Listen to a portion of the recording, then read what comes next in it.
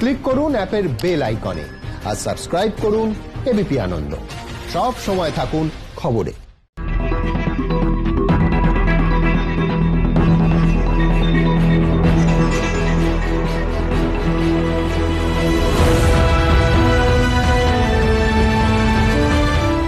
রাস্তা কারো একার নয়, বীরেন্দ্র চট্টোপাধ্যায় সেই বিখ্যাত লাইন। রাস্তা কারো একার নয়, কিন্তু ইস্যু একটাই।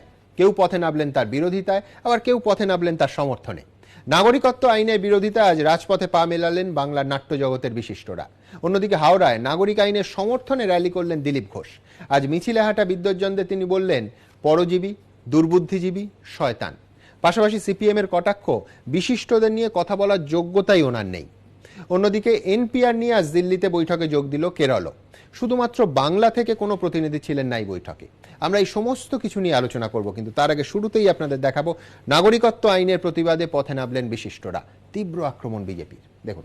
দেশ বিপন্ন এই ঘুম ভাঙা নিয়ে গান গায় যারা, বর্তমানকে নিয়ে তাদের সৃষ্টি, তারা ভবিষ্যতের পদধ্বনি শুনতে পায়। তারা সেই পদধ্বনি তাদের কানে পৌঁছে গেছে, বলছে তোমরা জাগো। কলকাতাতে কিছু বুদ্ধিজীবীধারী নামধারী প্রাণী রাস্তায় নেমেছে। কেন না এই আইনটা খুব খারাপ, এটা হওয়া চলবে না, তার পক্ষে আমরা।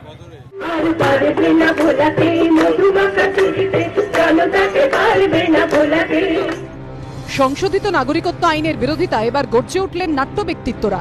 পাল্টা স্বভাবসিদ্ধ ভঙ্গিতে তাদের আক্রমণ করলেন দিলীপ ঘোষ। শুক্রবার রাসবিহারী মুক্ত অঙ্গন থেকে একাডেমি অফ ফাইন আর্টস পর্যন্ত মিছিল করেন বিদ্বজনরা। মিছিলের শুরুতেই ছিল এই ব্যানার। আমরা যে ব্যানারটা দেখছি সেই ব্যানারের শুরুতেই লেখা আছে, বাঁধন যত শক্ত হবে ততই বাঁধন টুটবে, যতই আঁখি রক্ত হবে ততই আঁখি ফুটবে। মিছিল জুড়ে ছিল এরকমই অসংখ্য প্ল্যাকার্ড, পোস্টার, ব্যানার। কোথাও সংশোধিত নাগরিকত্ব আইনের বিরোধিতা, কোথাও এনআরসির বিরুদ্ধে প্রতিবাদ। সিএএ এবং এনআরসি এই দুটো মানুষের সঙ্গে মানুষের যে বিচ্ছিন্নতা সৃষ্টি করার চেষ্টা করছে, তার বিরুদ্ধে নাট্যকর্মীদের এই পদযাত্রা। কারণ নাট্যকর্মীরা বিশ্বাস করেন বন্ধনে। যে বিলটা আমাদের উপর চাপিয়ে দেওয়া হচ্ছে সেটা আমরা মানছি না। আমরা মঞ্চে প্রতিবাদ করি, কিন্তু সেটা এমন একটা স্তরে চলে গেছে, জোর জুলুমের জায়গাটা এমন জায়গায় চলে গেছে যে রাস্তায় না নামলে বোধহয় মানুষকে কোথাও তাদেরকে ধাক্কা দেওয়া যাচ্ছে না। কোথাও সৌভ্রাতৃত্বের বার্তা, কোথাও জামিয়া মিলিয়া, জেএনইউ কিংবা যাদবপুরের পড়ুয়াদের পাশে থাকার বার্তা। এটা সবাই মনে করছে যে এই আইনটা জনসাধারণের পক্ষে মঙ্গলদায়ক নয়, জনসাধারণকে বিভাজিত করার একটা উদ্দেশ্য এবং চক্রান্ত। বিপ্লব তো তরুণদের হাত ধরে আসে, ফলে খুব বুদ্ধিমানের মতো ওরা ওইখানেই আক্রমণটা করেছে। আর তার পাশে যদি আমরা বুড়োরা না দাঁড়াই তো কে দাঁড়াবে? মিছিলের কোথাও কোনো রাজনৈতিক পতাকা বা ব্যানার ছিল না, ছিল জাতীয় পতাকা। বিদ্বজনরা বারবারই বুঝিয়ে দিলেন তারা পথে নেমেছেন নিজস্ব তাগিদ থেকেই। সংবিধান আমাদের যে অধিকারগুলো দিয়েছে সেই অধিকারগুলো যত তাড়াতাড়ি কেড়ে নেওয়া যায় তার একটা প্রচেষ্টা শুরু হয়ে গেছে। প্রত্যেকটা দল রোজ মঞ্চে তাদের নাটকের মাধ্যমে প্রতিবাদ করে। তো এখন ঠিক হয়েছে, রাস্তায় নেমে পড়তে বাধ্য হয়েছে। বিদ্বজনরা যখন পথে নেমে মোদী সরকারের আনা সংশোধিত নাগরিকত্ব আইনের প্রতিবাদ করছেন, তখন তাদের পাল্টা আক্রমণ করেছেন দিলীপ ঘোষ। কলকাতাতে কিছু বুদ্ধিজীবীধারী নামধারী প্রাণী রাস্তায় নেমেছে। পরজীবী বুদ্ধিজীবীদের, যারা অন্যের মাথায় কাঁঠাল ভেঙে চিরদিন খেয়ে ফুর্তি করেছেন, সেই বুদ্ধিজীবীরা কোথায় ছিলেন যখন বাংলাদেশে আমাদের পূর্বপুরুষদের উপর অত্যাচার হয়েছিল? এক কাপড়ে পালিয়ে এসেছিল আমাদের মা বোনেরা। এই শয়তানরা আমাদের উপরে খায় পরে বেঁচে থাকে আর আমাদের বিরোধিতা করে। বিদ্বজনের অবশ্য দিলীপের কথায় গুরুত্ব দিতে নারাজ। আপনি যখন বাইরে এই ধরনের কথাগুলো বলেন তখন মনে হয় এই মানুষটার এইরকম রূপ। আপনার কাছে তো আমরা এটা আশা করব না। আমরা অবাক হয়ে যাই যে বাংলার বুকে দাঁড়িয়ে একজন বাঙালি মানুষ এই ধরনের কথা বলছে। এই পশ্চিমবঙ্গ লড়াই করেছে, লড়াই করে জিতেছে, দেখিয়ে দিয়েছে লড়াই কাকে বলে। বিদ্বজনদের সম্পর্কে দিলীপ ঘোষের এহেন মন্তব্যের সমালোচনায় সরব সিপিএম। তাকে বুদ্ধিজীবী সম্পর্কে তিনি কি মন্তব্য করবেন? তো ব্যক্তিগত জীবনে অসৎ, নিজের এডুকেশনাল কোয়ালিফিকেশন নিয়ে অসত্য কথা বলেছে। আরে রাজনীতিতে বিরোধিতা তো যুক্তি দিয়ে করতে হবে। ও তো একে ডান্ডা মারো, তাকে গুলি করে দাও। এ কি মস্তান পাড়ার? রাজনৈতিক নেতা না পাড়ার মস্তান? মিছিল শেষে একাডেমি অফ ফাইন আর্টস চত্বরে সভা করেন বিদ্বজনরা। কৃষ্ণেন্দু অধিকারী, অনির্বাণ বিশ্বাস ও দীপক ঘোষের রিপোর্ট, এবিপি আনন্দ। প্রবীণ অভিনেতা, নাট্যকার, নাট্য পরিচালক অশোক মুখোপাধ্যায়কে দিয়ে আমি শুরু করব। অশোকবাবু, ৮০ বছর বয়সের দোরগোড়ায় দাঁড়িয়ে আপনি আজকে ঝাঁঝা রোদে রাস্তায় হাঁটলেন। যখন আপনারা হাঁটছেন তার আগে থেকে আক্রমণ শুরু হয়ে গেছে, যখন হাঁটা শেষ হলো তখন চূড়ান্ত আক্রমণ। পরপর আপনাদের বলা হলো বুদ্ধিজীবীরা আসলে দুর্বুদ্ধিজীবী, পরজীবী, অন্যের মাথায় কাঁঠাল ভেঙে ফুর্তি করছেন, এই শয়তানরা আমাদের খায় পড়ে, আমাদের ওপর বেঁচে থাকে, যারা বিরোধিতা করছেন, ভুল বোঝাচ্ছেন, তাদের মা বাবার ঠিক নেই। প্রস্তুত ছিলেন এই আক্রমণের জন্য? মানে একেবারে যে অপ্রস্তুত ছিলাম তাও বলা যাবে না, কারণ যে ভদ্রলোক বলেছেন তিনি কিছুকাল থেকে এরকম কথা বলার একটা ঐতিহ্য তৈরি করছেন, একটা wonderful legacy of being so abusive. এত খারাপ কথা, নোংরা কথা যে প্রতিবাদ করতেও যে কোনো স্বাভাবিক ভদ্র মানুষের মতো আমারও রুচিতে বাধে। আমার মনে হয় সুমন জানেন যে এরা যে স্তরের দাঁড়িয়ে নিজেরা কথা বলেন তার থেকে বড় মাপের কিছু আছে কিনা পৃথিবীতে, তার থেকে বড় মাপের মানুষ আছে কিনা, বড় মাপের ভাবনা আছে কিনা এরা বুঝতে পারেন না। তার ফলে সব কিছুকে নিজের স্তরে টেনে নামাতে চান। ফলে এদের নিয়ে কথা বলা বা এদের মন্তব্য বিষয়ে বেশি বিচলিত হওয়া বা বেশি ঘৃণা, বেশি ধিক্কার, সবটাই প্রায় এক্সারসাইজ ইন ফিউটিলিটি, অপ্রয়োজনীয়, অর্থহীন মনে হয়। ফলে এই নিয়ে আমি বেশি কথা বলতে চাইও না। তো একটা জিনিস, আপনারা যে তাগিদ থেকে পথে নামছেন, বারবার যেটা বলছেন আপনারা মিছিলের বাইরে, অন্যান্য ফোরামে, নাটকের মধ্যে, সেটা কিন্তু অরাজনৈতিক, মূলত অরাজনৈতিক। আজকে কোনো রাজনৈতিক দলের পতাকা ব্যানার ছিল না, কিন্তু আক্রমণটা যেটা হচ্ছে সেটা রাজনৈতিক। এবং আপনি লক্ষ্য করবেন কোনো একটা রাজনৈতিক দলের গণ্ডির মধ্যে আপনাদের চিহ্নিত করে দেওয়ার চেষ্টা হচ্ছে। সেটাকে এড়াবেন কি করে? না, সেটাকে এড়ানো মুশকিল। তবে আমার আমি দেখছিলাম পরাণ বন্দ্যোপাধ্যায়কে বারবার আমাদের প্রতিনিধি কৃষ্ণেন্দু জিজ্ঞেস করছে বিজেপি, উনি কোনো দলের নাম করছেন না, কিন্তু মিছিলে হাঁটছেন এবং এই সময়টাকে, এই চ্যালেঞ্জগুলোকে উল্লেখ করছেন, দলের নাম করছেন না। কিন্তু রাজনৈতিক আক্রমণে আপনাদের একটা দলভুক্ত করে দেয়া হচ্ছে, একটা রাজনীতির লেভেল লাগানোর কথা হচ্ছে। হ্যাঁ, সেটা একটা ওদের লড়াইয়ের কৌশল। ওরা চেষ্টা করছে যে একটা কোনো তকমা লাগিয়ে দিলে, সেক্টারিয়ান করে দিতে পারলে প্রতিবাদটাকে ওদের সুবিধা হবে, আমাদের মার্জিনালাইজ করতে পারলে। কিন্তু ঘটনা তা নয়, কারণ আজকের জমায়েত দেখিয়েছে, আজকের মিছিল দেখিয়েছে যে সব বয়সে, সমস্ত প্রজন্মের, সব রকম ভাবনা চিন্তার নাট্যকর্মীরা এখানে আছেন। সিপিএমপন্থী, সিপিআইপন্থী থেকে আরম্ভ করে এমনকি একেবারে নকশালপন্থী যারা বলা হয়, একেবারে তরুণতর যারা বিপ্লবী, তারা সবাই পা মিলিয়েছেন। দ্বিতীয়ত এইটা সবাই বুঝতে পারছেন যে বাইরে ওরা যা বলছেন এগুলো সবই আসলে একটা বড় ডিজাইনের অংশ বলে আমার মনে হয়। এই কাগজ দেখাও, অমুক করো, তমুক করো, এই এনআরসি ইত্যাদি, কে ভারতীয়, কে ভারতীয় নয়, এই সবটাই এই আমাদের গোটা সামাজিক চালচিত্রটাকে সরাসরি দুভাগে ভাগ করে ফেলে তার থেকে রাজনৈতিক ফায়দা তোলার একটা চেহারা। এবং মনে রাখতে হবে যে এটার পেছনে যে এজেন্ডা নিয়ে কাজ করছেন যারা, তাদেরকে একেবারেই আন্ডার এস্টিমেট করা চলবে না। মানে মৌলবাদকে আমি খুব ভয় পাই, সেটা হিন্দু মৌলবাদ কি ইসলামী মৌলবাদ যায় আসে না, কিন্তু মৌলবাদের যে চেহারাটা এরা এখন আমাদের সামনে আনছেন, এটা ভেরি অর্গানাইজড, ওয়ান্ডারফুলি ক্যালকুলেটেড, এবং এখানে ওদের কেবলমাত্র একটা বড় সামাজিক শক্তি হিসেবে দেখলে চলবে না। এর পেছনে একটা বিশাল বড়লোকদের শ্রেণী, একেবারে সবচেয়ে উচ্চতম স্তরে যে বড়লোক আমাদের দেশে আছেন, যাদের কথা আপনি বলছেন, তাদের পাল্টা অভিযোগ আপনারা ইসলামী মৌলবাদ নিয়ে কখনো মুখ খোলেন না।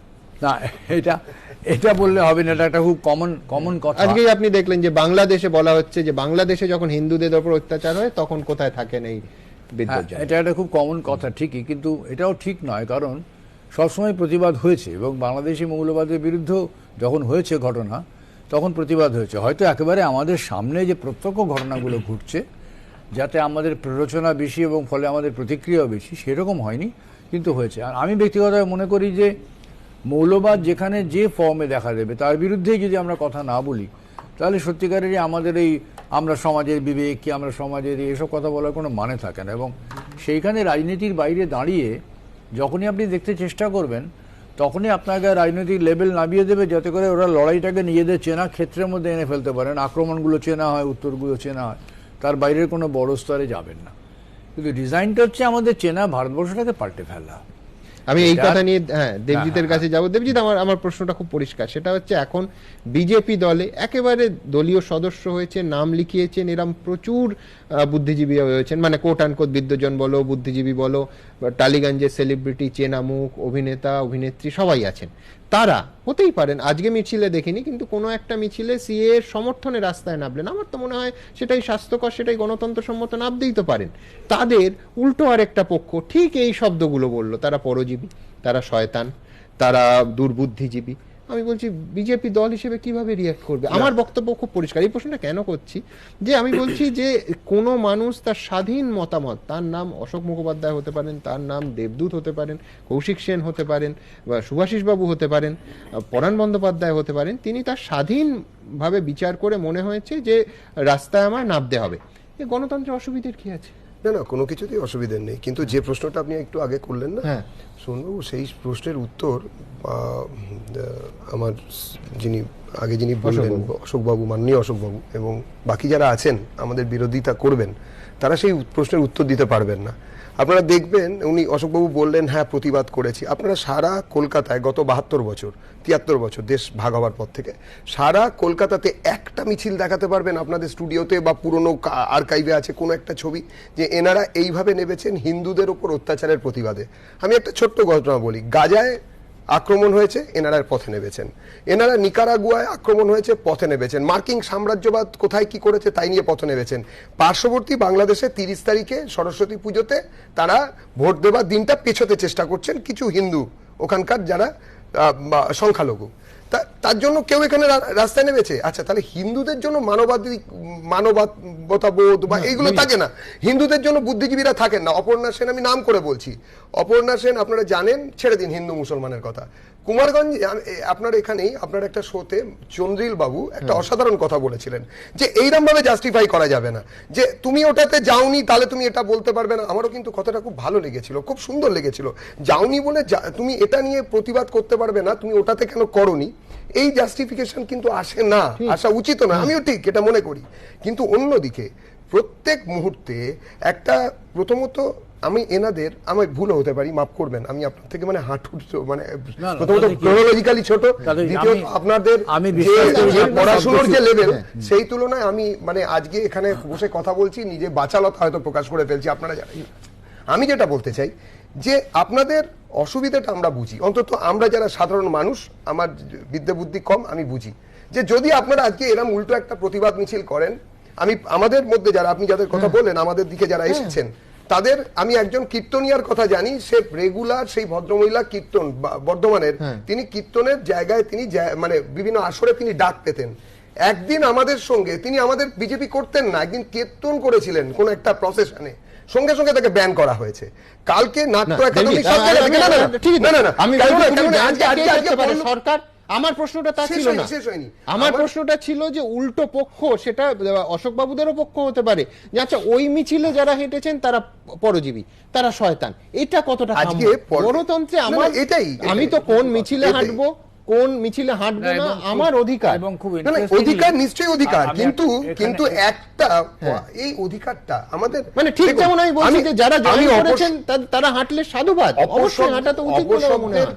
প্রয়োগ বা দুষ্প্রয়োগ অপপ্রয়োগ এগুলো নিয়ে কথা বলার আগে আমি শুধু একটা কথা বলি, যারা আজকে সেকুলার, যারা কথায় কথায় মিছিলে হাঁটছে, তুমি ব্যান করার কথা বললে তারা প্রত্যেকে কিন্তু সরকার ব্যান করেছে বলছো তো, সিলেক্টিভলি সেকুলার কেন? তারা সিলেক্টিভলি অশোক মুখোপাধ্যায় তো তৃণমূল সরকার নয়, কেউ নবেন না। না না, তৃণমূলের কথা বলছি না, ব্যান করার কথা তুমি বললে তো আমি তার কথা বলছি না, আমি সমর্থনের কথা বলছি না।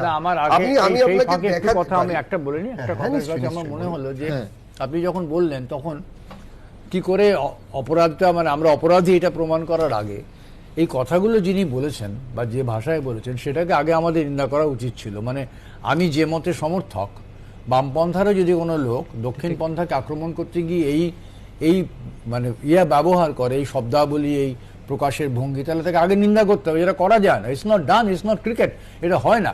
সেইটা বলে তারপরে আপনি আপনার সমস্ত একটা প্রশ্ন করি,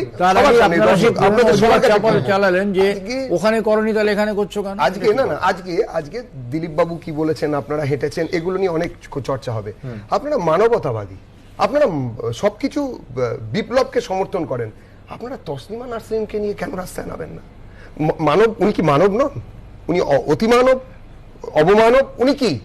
আপনারা কেন ওনাকে নিয়ে নামেন না? কেন? তার কারণ আমাদের যেটা মনে হয়েছে, একজন বোকা অশিক্ষিত ছেলের যা মনে হচ্ছে, নাগরিকের সহনাগরিক আমি আপনাদের সেই সূত্রে গর্বিত বটে, আপনারা শিক্ষিত এরাম, আমি সহনাগরিক, যে আমার মনে হয়েছে বাংলাদেশে আপনাদের এই থিয়েটার বা এই ধরনের জিনিস প্রমোশনের একটা ব্যাপার থাকে, সেই জন্য ওই অত্যাচারগুলোকে, যেহেতু ডেমোগ্রাফি যদি ধরা হয় মানে ইয়েতে, সেখানে আপনাদের আমার মনে হয়, কেননা এই প্রত্যেকটা জায়গাতে আপনারা একটা নির্দিষ্ট প্রোপাগান্ডাকে ফলো করেন, নির্দিষ্ট প্রোপাগান্ডাকে প্রমোট করেন, কিন্তু কোন জায়গায় why you people are so selectively secular?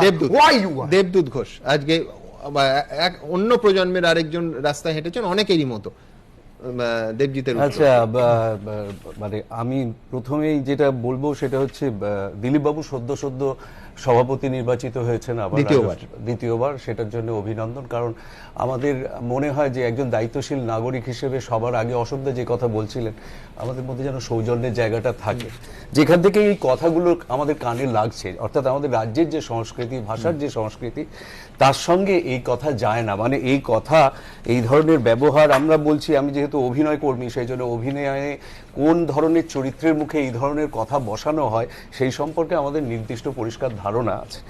আমার দিলীপবাবু বা দলকে আঘাত করাটা উদ্দেশ্য নয়, যেটা প্রশ্নটা আসছে সেটার আমি সরাসরি উত্তর দিতে চাই। সেটা হচ্ছে অশোকদা বলুন বা আমাকে বলুন, মানে যেহেতু আমরা দুজনেই নাট্যকর্মী এবং অভিনয়ের সঙ্গে অনেকদিন ধরে যুক্ত, অশোকদা নাটক নির্দেশনাও করেন, আমাদের কিন্তু বলার জায়গাটা মঞ্চে কিন্তু আমার যেটা সময়, আমি 90-এর দশকে গোড়ায় শুরু করেছি এবং হিস্টোরিয়ান অমলেন্দু দে, সুমনের মনে থাকবে, তখন বেঁচে ছিলেন। আমরা যেটা হয়, প্রথমে আমরা একটা দাঙ্গার উপরে নাটক করছিলাম, সেখানে আমরা হিন্দু মৌলবাদ এবং মৌলবাদী এবং মুসলিম মৌলবাদীরা কিভাবে আমাদের দেশভাগের সময় প্রোঅ্যাক্টিভ ছিল সেই বিষয়টার আগে আমরা 8টি ক্লাস করতে হয়েছিল 1 ঘন্টা করে, এবং আমাদের দলে উনি আসতেন, সেই 1 ঘন্টার ক্লাস সকালে ওই দুপুরে শুরু হয়ে সন্ধ্যে অবধি চলে হতো, এবং আমরা নাটক, তীর্থযাত্রা নাটক হয় এবং 94-এ এটা মঞ্চায়িত হয়েছিল, এবং সেখানে কিন্তু আমরা নির্দিষ্টভাবে মৌলবাদটাকে আমরা দেখেছি। আমরা তো হিন্দু, মুসলিম, শিখ এইসব দেখি না, আমরা মানুষ দেখতে পাই সবার আগে। তো ওই জন্য মৌলবাদটাকে আমরা কন্ডেম করার জন্য এরকম কাজ, কিন্তু তারপরে অসংখ্য সংখ্যশীল আমি জানতে চাই যে কটা প্রতিবাদী মিছিল বেরিয়েছে। বেশ, আমি প্রশ্নটা অন্যভাবে প্লেস করি, সেটা হচ্ছে যে ইস্যু বেছে বেছে নেওয়া, এইটা হচ্ছে রাজ্য বিজেপির মূল অভিযোগ। আমি একটু জিনিসটা ঘুরিয়ে দিই, আমি দেবো। দেবদূত, আমার প্রশ্ন হচ্ছে যে অনুব্রত মণ্ডল তিনি যখন বলেন, মানে সেই প্রায় কানে আঙুল দেওয়ার মতো কথা, যে এ কোন শঙ্খ ঘোষকে নিয়ে বলছেন এ কোন শঙ্খ, বাজে শঙ্খ। প্রতিবাদে কলকাতার রাজপথে কিন্তু একটা মিছিল বেরোয়নি। আমার মনে আছে কৌশিক সেন আনন্দবাজার পত্রিকায় লিখলেন, একে একে নিভিছে দেউটি। বললেন যে যেহেতু রাজ্যের শাসকের বিরুদ্ধে প্রতিবাদ, সেই জন্য মিছিল তো দূরের কথা, মানে চিঠির বয়ান কি হবে এইটা নিয়ে ঐক্যমত্যে আসা গেল না। আমার মনে হয় সেই মেমোরান্ডাম, সেইটা সবাই সই করতে পারলেন না, বয়ানটা দিয়ে একমত হওয়া গেল না, এবং খুব অনুমেয় কারণ, সেটা হচ্ছে রাজ্যের শাসককে অসন্তুষ্ট করা যাবে না।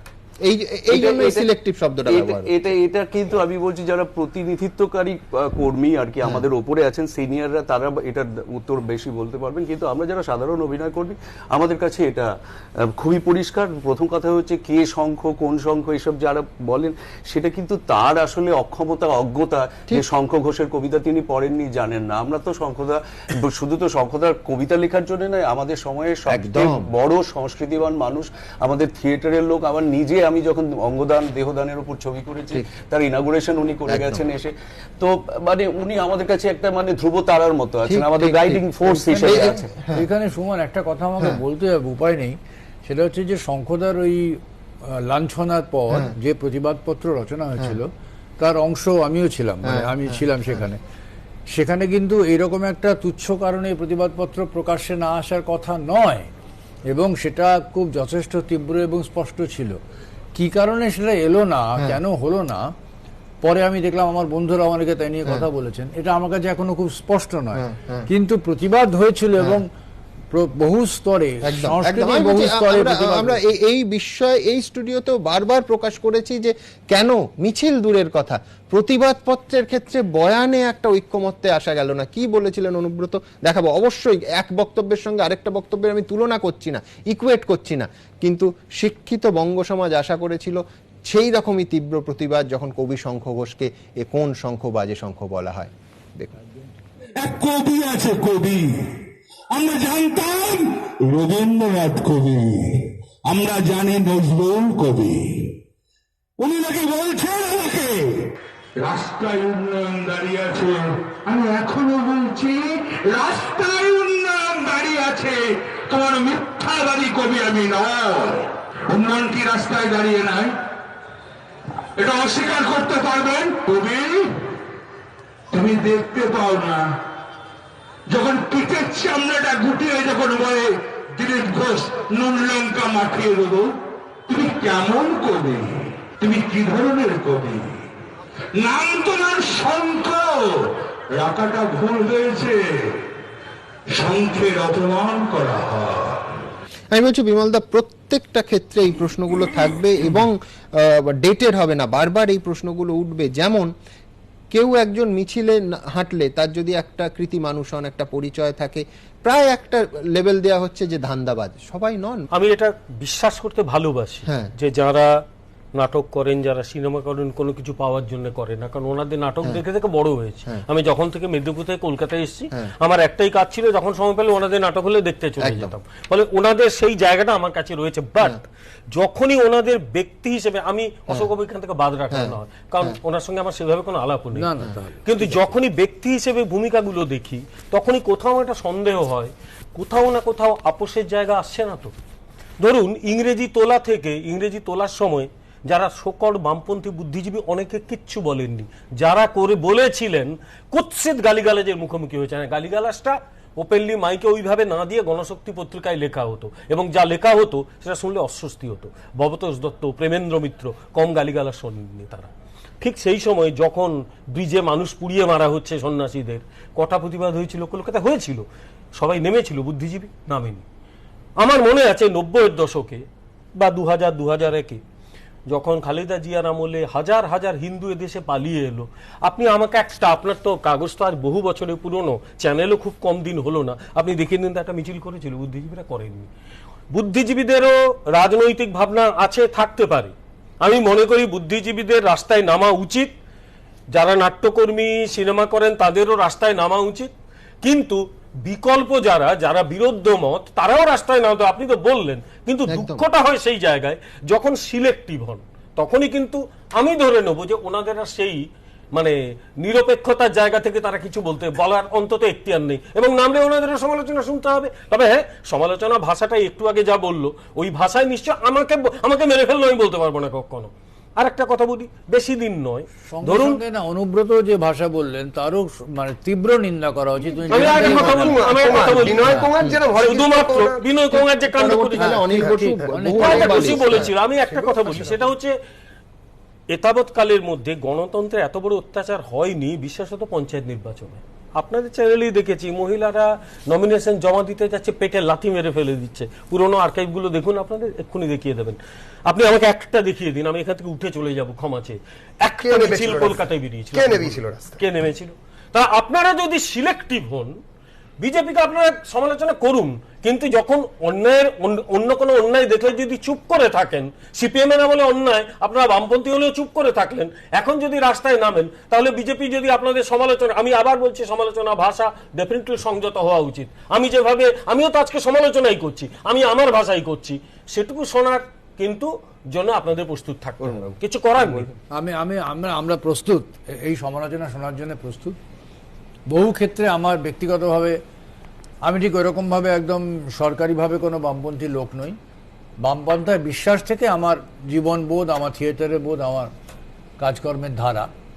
তার মানে এই নয় যে সত্যি তো তসলিমা নাসরিনের সঙ্গে যে ব্যবহার করা হয়েছিল, হচ্ছে এখনো হচ্ছে, এবং যেভাবে তাকে কলকাতা শহর ছাড়তে বাধ্য করা হয়েছিল, তার মধ্যে বামপন্থী শক্তির কোনো সন্দেহ নেই যে প্রকাশ্য অনুমোদন ছিল, এটা খুবই নিন্দনীয় এবং এটা করা ঠিক হয়নি। এখনো সমর্থন আছে, সেই জন্য বামপন্থী শক্তি সমর্থন আছে বলে আসছে না। যে কোনো ক্ষেত্রেই এরকম অন্যায় হবে, প্রতিবাদ করে, সেটা যদি আমরা ফেল করি আমাদের সমালোচনা শুনতে হবে। তার মানে এই নয় যে কোনো একটা ন্যায্য কাজেও যদি আমি প্রতিবাদ করি তাহলে আমি আগে কেন করিনি এই কারণে আমার এইটাকে ছোট করে, এটা আবার ঠিক না। আমি বলছি যে আমরা ছাড়া তো বহু মানুষ আছেন, একদম আমাদের বামপন্থায় বিশ্বাস করেন না, তারা তো রাস্তায় নাম কোন জায়গাটার প্রতিবাদ তারাই বা কেন মিছিলটা তখন করেননি, যারা এই জায়গাটা বলতে হবে। আমি দ্রুত একবার যারা পথে নেমেছিলেন কি বললেন তারা দেখাবো। যারা গান গান, যারা ছবি আঁকেন, যারা চলচ্চিত্র নির্মাণ করেন এবং নাট্যকর্মীরা তো বটেই, তাদের সবাই মিলে একটা বড় আন্দোলন করা উচিত এবং জোর গলায় বলা উচিত যে রাজপথে যে যৌবনের ঢল নেমেছে তাদের সঙ্গে আমরাও আছি। যেটা হচ্ছে এই দেশে আমাদের, সেটার বিরুদ্ধে সবাইকেই আমাদেরকে প্রোটেস্ট করতে হবে। I believe in it, so I am here for the protest. সারা ভারতবর্ষ জুড়ে অকানুন গণতান্ত্রিক পদ্ধতিতে যে সমস্ত ঘটনা ঘটছে তার প্রতি আমরা ধিক্কার জানাই এবং বিশেষ করে ছাত্র যুবক সমাজ, কিছুদিন আগে অভিনেতারা, তারাও যেভাবে মার খেলেন সেটা আমাদের কাছে খুবই বেদনাদায়ক এবং এই তাগিদেই আজকে আমাদের পথে নামা। যেভাবে বিভিন্ন জায়গায় স্কুলে, কলেজে, ইউনিভার্সিটিতে হামলা হচ্ছে, এটা বাঞ্ছনীয় নয়। আমরা যখন পড়াশোনা করছি কই আমরা তো দেখিনি এই ধরনের কলেজে ঢুকে মারধর করা, ইউনিভার্সিটিতে গিয়ে মারধর করা, সেইটা চাইছি না। এবং আমাদের দেশটা এরকম নয়, এরকম ছিল না। কেন ঘটছে, কেন হচ্ছে সেটা ভাবা উচিত। আপনাদের সবাইকে বলবো, রাজনৈতিক আমার বন্ধু বান্ধব যারা আছেন এবং রাজনৈতিক কর্মীরা, তাদের বলবো যে দয়া করে এগুলো বন্ধ করুন। আমার যেটা বারবার মনে হচ্ছে যে এই যে দ্বন্দ্ব, এই যে সন্দেহ একটা তৈরি হচ্ছে, এটা তো সারা ভারতবর্ষ জুড়ে সমস্ত নাগরিকের মধ্যেই তৈরি হচ্ছে। আমি নাগরিক কথাটা এই কারণেই ইচ্ছাকৃতভাবে ব্যবহার করলাম, কেননা আমার কাছে এখন একটা প্রশ্ন যে আজকে এই 2020 সালে দাঁড়িয়ে তাহলে এত বছর যে আমরা পেরিয়ে এলাম, আমাদের ভূমিকাটা কি ছিল, আমরা তাহলে এদেশে কি ছিলাম। এবং সেই কারণেই বারংবার মনে হচ্ছে যে সারা ভারতবর্ষ জুড়ে যখন লোকের একই ধারণা তৈরি হচ্ছে, তাহলে এই প্রশ্নটা আমরা কেন করব না এবং কেন তার সদুত্তর আমরা পাবো না। আমাদের কথাটা তো শাসকের কাছে পৌঁছতে হবে, সেই জন্য আমরা সবাই মিলে আজ একটা ভেতর থেকে ডাক এসছে। এত লোক, পুরো নাটকের শোয়ে এত লোক হয় না, কিন্তু আজকে এই মিছিলে হয়েছে। আমার একটা সোজাচুরি প্রশ্ন, দেখুন বিপ্লবের কথা হলো, সবাই বিপ্লবের কথা বললেন, পথে যুব সমাজ নেমেছে, যুব জোয়ার নেমেছে। কোন যুব জোয়ারের আন্দোলন আপনারা সমর্থন করছেন? ভারত তেরে টুকরে হোঙ্গে ইনশাল্লাহ ইনশাল্লাহ সমর্থন করছেন? ডফলি বাজিয়ে গান হিন্দুও কা কবর খোদেঙ্গে ইয়ে জামিয়া কি ধরতি মে সমর্থন করছেন আপনারা? এদের জন্য নেমেছেন, এদের জন্য। এটা তো হয়েছে, আজকে এটা তো হয়েছে, ইউনিভার্সিটি থেকে পাথরের বৃষ্টি হয়েছে, লরিতে করে পাথর গিয়েছে। আমাকে বলতে এইগুলো কি সমর্থন করছেন এই যুব জোয়ারকে? প্রথমত আমাকে আরো একটা প্রশ্ন আছে, এনআরসি এবং সিএ, না এনআরসি এবং সিএ, কিন্তু এনআরসি এবং সিএ এর আন্দোলনে এই ঘটনাগুলো ঘটেছে। যারা আজাদি চাইছে, আজাদি স্লোগান দিচ্ছে, যে যুব জোয়ারের কথা বলছেন, মাথায়, আমার বলতে লজ্জা করছে, মাথায় পনিটেল করে তাতে কন্ডম বেঁধে তাতে যুব জোয়ার হচ্ছে। ত্রিশূলে কন্ডম কবিরা লিখছেন, উল্টো দিকে লিখছেন না কেন? কেন? প্রশ্নটা খুব পরিষ্কার, সেটা হচ্ছে সিএ এবং এনআরসির বিরোধিতা করতে পারা যায় কেন? তার সঙ্গে বিরোধিতা হচ্ছে না। আরেকবার দেখুন, ওই যে লিখছেন যে দেশ জুড়ে ছাত্র আন্দোলনের সমর্থনে, দেশ জুড়ে ছাত্র আন্দোলনের সঙ্গে আমি যে কথাগুলো বললাম, হিন্দু কবর খোদেঙ্গে ইয়ে জামিয়া কি ধরতি মে, এই আন্দোলন চলেছে এনআরসির সময়, সিএর সময়, এবং তার সঙ্গে ভারত তেরে টুকরে হোঙ্গে ইনশাল্লাহ ইনশাল্লাহ, কেরল মাঙ্গে আজাদি, বাঙ্গাল মাঙ্গে আজাদি, এই স্লোগান উঠেছে। তাহলে কিসে? তাহলে দেশকে মানবেন না? জামিয়া মিলিয়ায় যখন লাইব্রেরিতে ভাঙচুর হয়, পুলিশ ছাত্রছাত্রীদের মাথা ফাটিয়ে দেয় জেএনইউতে, তো ভারত থেকে টুকরে হোঙ্গের জন্য হয়েছে নাকি? না না, দুটো ইস্যু আগে তো না, কেন একই তো এই ধরনের স্লোগান তো দেওয়া হয়েছে। ভাগবাদ জ্বলেগা, বিবেকানন্দের ইয়ের সামনে ফাট লেখা হয়েছে। এবং আরো আপনারা কি তারা সমর্থন করেন? ছেড়ে দিন এই আন্দোলন। আমি আরেকটা প্রশ্ন করি, গোপালচন্দ্র সেনের গলা কাটা হয়েছিল, খুব একটা বড় করে দেখানো হচ্ছে, নব বিপ্লবী নকশালরাও এই আন্দোলনে ঘুরছেন, গোপালচন্দ্র সেনের গলা কাটা হয়েছিল, ক্লিয়ার হলো না। ইয়ে করছেন, আমি বলছি যাদবপুর বিশ্ববিদ্যালয়ে 20 বছর আগে বা 30 বছর আগের ঘটনা, সাথে মানে 60-এর শেষ 70-এর দশকের ঘটনা, তারপরে তার সঙ্গে আজকে মিছিলকে কেন আছে যেটা বড় বড় বলছে ফ্যাসিস্ট আক্রমণ। না তাহলে তো এই প্রশ্ন করতে হয়, ফ্যাসিস্ট আক্রমণ বলা হচ্ছে। পলাশির যুদ্ধের সময় দিলীপ ঘোষ কোথায় ছিলেন এই প্রশ্ন আমরা বলছি না, আমরা বলবো না, মানে আমি বলছি সেই দিকে যাচ্ছে। চাইছি গোপাল বাবুর ঘটনা আমি বলছি কারা ফ্যাসিস্ট। গোপাল বাবুর সময় আজকে যে সিপিএম কংগ্রেসের সঙ্গে ঘর করছে, সেই কংগ্রেস ওখানে পুলিশ ঢুকিয়েছিল যা বিশ্ববিদ্যালয় বিনা পারমিশনে।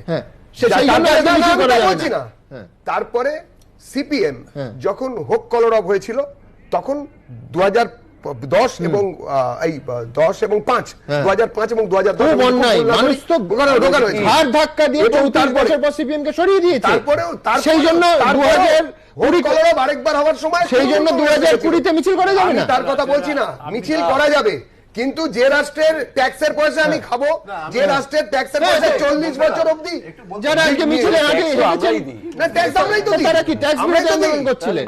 আমরা ট্যাক্সের পয়সা এই জিনিস বলতে পারে না, একটু বলতে দাও, সোজা প্রশ্নের সোজা উত্তর দেয়াই তো ভালো। কে ফ্যাসিস্ট?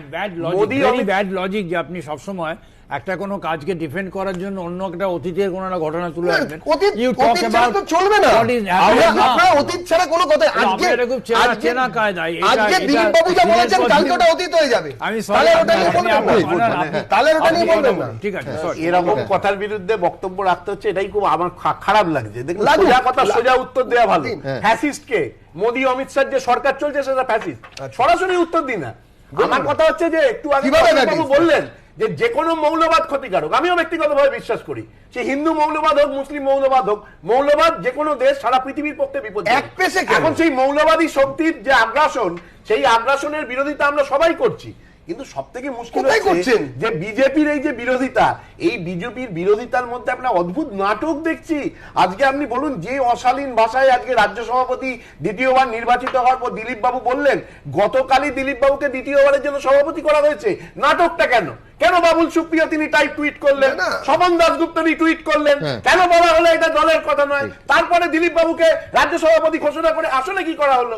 দিলীপ বাবুর অশালীনতাকে প্রশ্রয় দেওয়া হলো, এবং সেটাই যে সঠিক পথ, সেটাই যে বিজেপির পথ, এটা পরিষ্কার হয়ে গেল। এই জায়গাটা মারাত্মক। আজকে যারাই প্রতিবাদ করবে, এই প্রতিবাদের ইতিহাস নিয়ে আমি কথা বলতে চাই।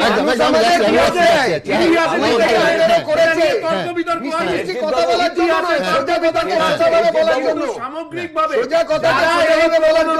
যারা এই প্রবণতার বিরোধিতা করছে, তাদের বিরুদ্ধে মোদি এবং অমিত শাহর নেতৃত্বে যে ফ্যাসিস্ট শক্তি এখনো সেটা আরো বেশি পরিষ্কার। আজকে যে এনপিআর এর মিটিং হলো, ধরুন আমি এনপিআর এর মিটিং আসবো,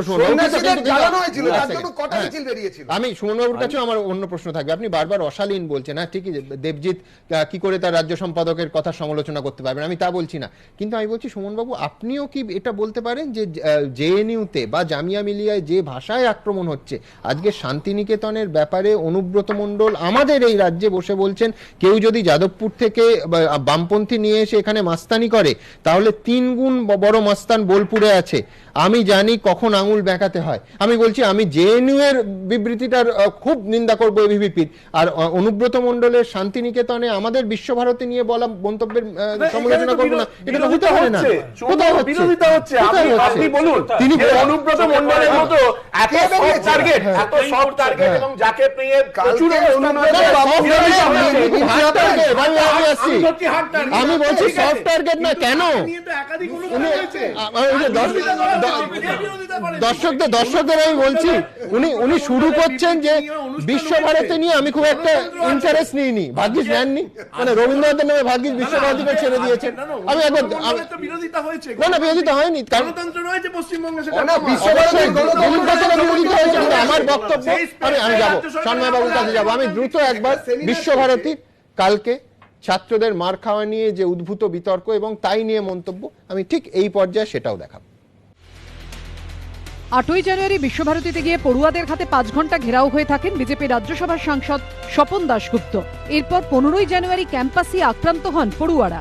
পড়ুয়াদের একাংশের দাবি, দিল্লির জেএনইউর ধাঁচে বিশ্বভারতীতে হামলা চালায় আরএসএস এর ছাত্র সংগঠন অখিল ভারতীয় বিদ্যার্থী পরিষদ বা এবিভিপি। অভিযোগ অস্বীকার করেছে গেরুয়া শিবির। যদিও ধৃতদের মধ্যে আবার একজনের দাবি তিনি তৃণমূল ছাত্র পরিষদের সদস্য। তৃণমূলের আবার দাবি ধৃত 2 যুবককে আগেই সংগঠন থেকে বহিষ্কার করা হয়েছে। আর এই প্রেক্ষাপটে বামপন্থী ও আরএসএস এর ছাত্র সংগঠনের উদ্দেশ্যে হুঁশিয়ারি দিয়েছেন অনুব্রত মণ্ডল। রেহাই পাননি উপাচার্য। যাদবপুর থেকে যদি কেউ ভাবে যে আমরা বামপন্থীরা এনে এখানে মস্তানি মারবো, তার 3 গুণ মস্তান এখানে কিন্তু আছে, মূর্খের সঙ্গে বাস করছে। আমি জানি না কি ধরনের বেশি, কখন বলছে মেলা হবে না, কখন বলছে দোল হবে না, যেমন তাই করা যাবে না। রাজ্য সরকারকে অপমান করা যাবে না। রাজ্য সরকার যদি আমাকে নির্দেশ দেয়, শিক্ষামন্ত্রী যদি বলে, আমি নিশ্চয়ই হস্তক্ষেপ করবো। আমাদের এখানে ছাত্রছাত্রীরা আছে, সাধারণ ছাত্রছাত্রীরা, তাদের উপর যে আক্রমণ নেমেছে তার থেকে স্বতঃস্ফূর্তভাবে প্রতিবাদে নেমেছে। তার জন্য যাদবপুরের কারককে আনতে হয় না, এখানকার ছাত্রছাত্রীরা আছেন এবং তারা প্রতিবাদ করতে জানেন। এদিকে এই প্রেক্ষাপটে 1 সপ্তাহের মধ্যে শান্তিনিকেতনে জোড়া অশান্তির ঘটনায় এবার তদন্ত কমিটি গঠন করল বিশ্বভারতী বিশ্ববিদ্যালয় কর্তৃপক্ষ। তদন্ত কমিটির মাথায় কলকাতা হাইকোর্টের অবসরপ্রাপ্ত প্রধান বিচারপতি জ্যোতির্ময় ভট্টাচার্য। এছাড়াও রয়েছেন বিশ্বভারতী এক্সিকিউটিভ কাউন্সিলের 2 সদস্য, অধ্যাপক দুলাল চন্দ্র ঘোষ এবং মঞ্জু মোহন মুখোপাধ্যায়। 1 মাসের মধ্যে তদন্ত শেষ করে বিশ্বভারতী কর্তৃপক্ষকে রিপোর্ট দেবে এই কমিটি। যেহেতু আমরা কলকাতা হাইকোর্টের চিফ জাস্টিস কে দিয়ে করাতে চাইছিলাম, কোনো ফর্মার চিফ জাস্টিসকে দিয়ে করাতে চাইছিলাম, তাই জন্য আমাদের সময় নিয়েছি এবং আমরা মানে thankful to our honourable chief justice Jyotirmoy ভট্টাচার্যজি। আশা করছি 1 মাসের মধ্যে ওনারা রিপোর্ট জমা করবে এবং এটা নিয়ে আমরা পুরোপুরি দেখতে পারবো যে এর মধ্যে কারা ইনভলভ ছিল এবং যথাযথ আমরা ব্যবস্থা নিতে পারবো। কিন্তু কেন বারবার অশান্ত হয়ে উঠছে রবি ঠাকুরের বিশ্বভারতী, এই নিয়ে উদ্বেগ প্রকাশ করেছেন শিক্ষামন্ত্রী। বিশ্বভারতীদের যে এখন একটা অস্বাস্থ্যকর পরিস্থিতি তৈরি হচ্ছে, আমি চাইবো যে ছাত্র, অধ্যাপক এবং অশিক্ষক যারা রয়েছেন তাদের যেন মধ্যে একটা ঐক্যবদ্ধন থাকে। কেননা ঐক্য না থাকলে কোনো অবস্থাতেই কবিগুরুর যে স্বপ্নের বিশ্বভারতী, তার যে মান, যে গরিমা, তা অক্ষুণ্ণ রাখা যাবে না। বিশ্বভারতীতে পড়ুয়ার ওপর হামলার প্রতিবাদে শুক্রবার পথে নামেন ছাত্রছাত্রীরা। উপাসনা গৃহের সামনে থেকে শুরু হওয়া এই মিছিলে পা মেলান অধ্যাপক কর্মীরা। এই যে হোস্টেলের ভিতরে যে মারামারির ঘটনাটি ঘটেছে, সেই ঘটনাটি বিশ্বভারতীর উপাচার্যের পিএ, নিরাপত্তা আধিকারিক এবং প্রক্টর এবং বিশ্বভারতীর আরও অনেক আধিকারিক ছিলেন, তাদের সামনে ঘটনাটি ঘটেছে। কমিটি তৈরি করা হয়েছে তদন্তের জন্য এবং বিশ্বভারতীর অথরিটির সামনে যেহেতু ঘটনা ঘটেছে, আমরা আশা করবো যে একটা নিরপেক্ষ তদন্ত হবে। যদি একটা আনবায়াসড তদন্ত হয় তাহলে আমরা ওই তদন্তকে স্বাগত জানাই। আমরা চাই কি সব তদন্ত হয়ে সব ফ্যাক্টসগুলো সবাই সামনে চলে আসুক, সব জিনিসগুলো ক্লিয়ার হয়ে যাবে। বিশ্বভারতীতে বুধবারের ঘটনায় গুরুতর আহত বামপন্থী ছাত্র সংগঠনের সদস্য স্বপ্ননীল মুখোপাধ্যায়কে একটি বেসরকারি হাসপাতালে ভর্তি করা হয়েছে। তবে এদিন হাসপাতাল থেকে ছেড়ে দেওয়া হয়েছে আহত আরেক পড়ুয়াকে। গোপাল চট্টোপাধ্যায় ও আবির দত্তর রিপোর্ট, এবিপি আনন্দ, বীরভূম। শর্মাবাবু, আমার বক্তব্য খুব পরিষ্কার। কেউ যদি সিএএ এনআরসির বিরুদ্ধে রাস্তায় নামতে চান, নামতে পারেন। কেউ যদি পক্ষে রাস্তায় নামতে চান, নামতে পারেন। শান্তিনিকেতনের ঘটনায় যদি যাদবপুর বিশ্ববিদ্যালয় থেকে 10 জন ছাত্রছাত্রী শান্তিনিকেতনের মাটিতে মিছিল করতে চায়, তো গণতন্ত্র কোনো বিরোধী কাজ করছেন না, করতেই তো পারেন। কি অসুবিধা হয়েছে? তাহলে তো দিল্লিতে আপনারা যেতেই পারবেন না, পশ্চিমবঙ্গের লোকে পশ্চিমবঙ্গে থাকতে হবে, আসামেও যাওয়া যাবে না, বিহারেও যাওয়া যাবে না। এই তো বিচিত্র যুক্তি। কেন এই জিনিসটা আমরা মেনে নিতে পারবো না? কেন তাকে শুনতে হবে যে 3 গুণ বড় মস্তান আমি বসে আছি, আঙুল বেঁকিয়ে দেবো? সুমনদা, আসল বিষয়টা আজকে যে বুদ্ধিজীবীরা বা নাট্যকর্মীরা যে মিছিলটা করেছেন, কিসের জন্য?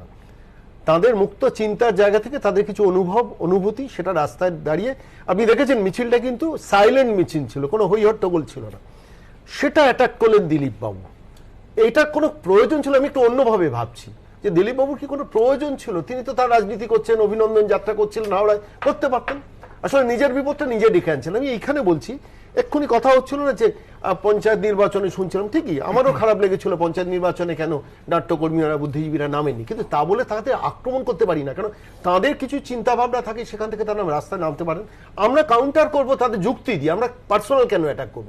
মুক্ত মন, মুক্ত চিন্তাকে কেন অ্যাটাক করবো? আপনি ধরুন, আমি বলছি দিলীপবাবু যেভাবে অ্যাটাক করলেন, অনিক দত্তের ভবিষ্যতের ভূত বইটা যখন চলে গিয়েছেন, সেখানে কিন্তু শাসক ডিরেক্ট ইনভলভ ছিল সেই মুক্ত চিন্তাটাকে আটকানোর জন্য। এবং এখানে শাসকের ইনভলভমেন্টটা কিন্তু একটা পরিষ্কারভাবে রয়েছে। আরেকটা কথা আমি বলবো, দেবজিৎ অনেক কথা বলছিলেন তো, বুদ্ধিজীবী কালেকশনে, কথাটা সরি টু সে, বুদ্ধিজীবী কালেকশনে নেমেছিলেন রাহুল সিনহা, মনে আছে? সৌমিত্র বাবুর বাড়িতে গিয়ে পুস্তিকা দিয়েছিলেন, শেষ পর্যন্ত কালেকশন হয়নি, ফলে স্বাভাবিকভাবে তাদের একটা যন্ত্রণা কষ্ট স্বাভাবিকভাবে থাকেন। আমার খালি মনে হচ্ছে অমর্ত্য সেন, অভিজিৎ বিনায়ক বন্দ্যোপাধ্যায় নোবেল পুরস্কার নিয়ে বিদেশিনী বিয়ে করলে তাদের হয়, এই ধরনের আক্রমণ, নিম্ন রুচির আক্রমণ কেন হবে পশ্চিমবঙ্গের মাটিতে? এই পশ্চিমবঙ্গ তো সারা ভারতবর্ষ থেকে স্বতন্ত্র। দিলীপ বাবুদের বুঝতে হবে যে পশ্চিমবঙ্গ কিন্তু উত্তরপ্রদেশ নয়, যে ওখানে যেভাবে চলবে সেটা পশ্চিমবঙ্গের মাটিতে সেভাবে চলবে না।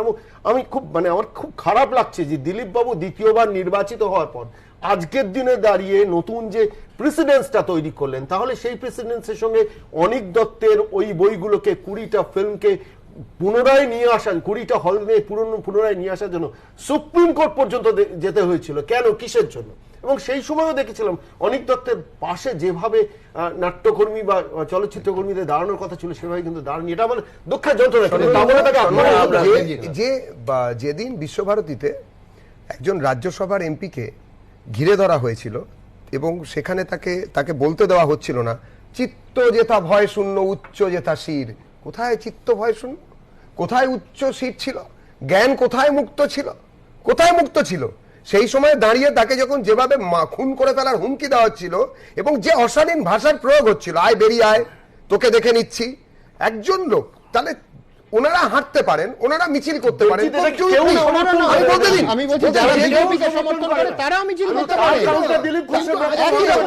বামপন্থী নেতা কর্মী, আমি বলছি না যে যেটা বলেছেন ভালো করেছেন, কে কি বলেছেন ব্যাকা আঙুল করতে হয়, আমি এগুলোর মধ্যে যাচ্ছি না, কিন্তু আমি একটা কথা বলবো যে সেই দিন আজকে মার খেয়ে তোমরা মারলে বাবা মা ঠিক নেই, আমাকে একটু বললে তো ভাষা বললে দুটোই বলতে হবে, একটু বলতে দিন।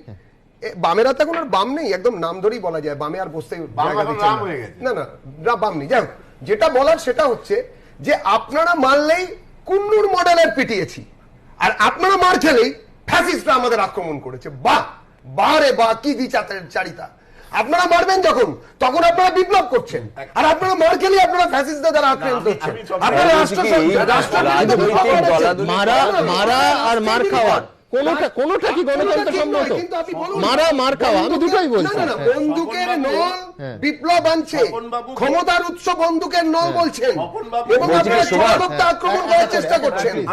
তাহলে সন্ময়দা যখন আক্রান্ত হয়েছিলেন তখন কজন বুদ্ধিজীবী মিছিল করেছিলেন? স্বপন বাবু বিশ্বভারতীর সদস্য, তিনি বিজেপি নাম আসা সদস্য। তাহলে একটা আলোচনা চক্রে সিএ নিয়ে যদি আলোচনা হয়, কেন সেখানে থাকবে না? আমি দুই সুমনদার কাছে কিন্তু তার জন্য আমি আটকে রাখতে পারি না। উনি কোন সদস্য যতদূর জানি নন, কিন্তু তিনি যদি সদস্য হন, তিনি যদি সদস্য হন, আমি বলছি ভাষায় আটকে দেওয়া হয়েছিল, এটা কিছু আলাদা করা যাবে।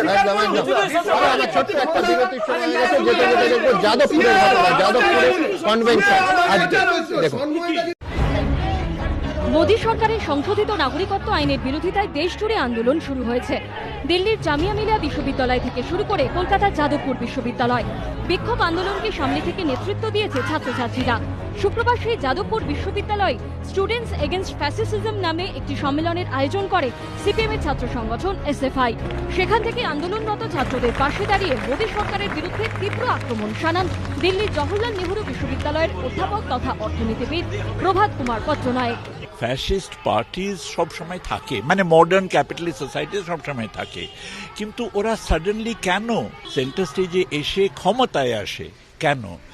যখন ওদের কাছে কর্পোরেট সাপোর্ট আসে, এই যে মুভমেন্টটা বাড়ছে দেশে, এটার প্রভাব পড়বে on the judiciary, on political parties and so on. Mamata Bandyopadhyay তো বিজেপি অ্যালাই ছিলেন, কিন্তু উনিও দেখছেন যে she is not the movement is taking place, and of course she sees which way the movement is taking place and is supporting it.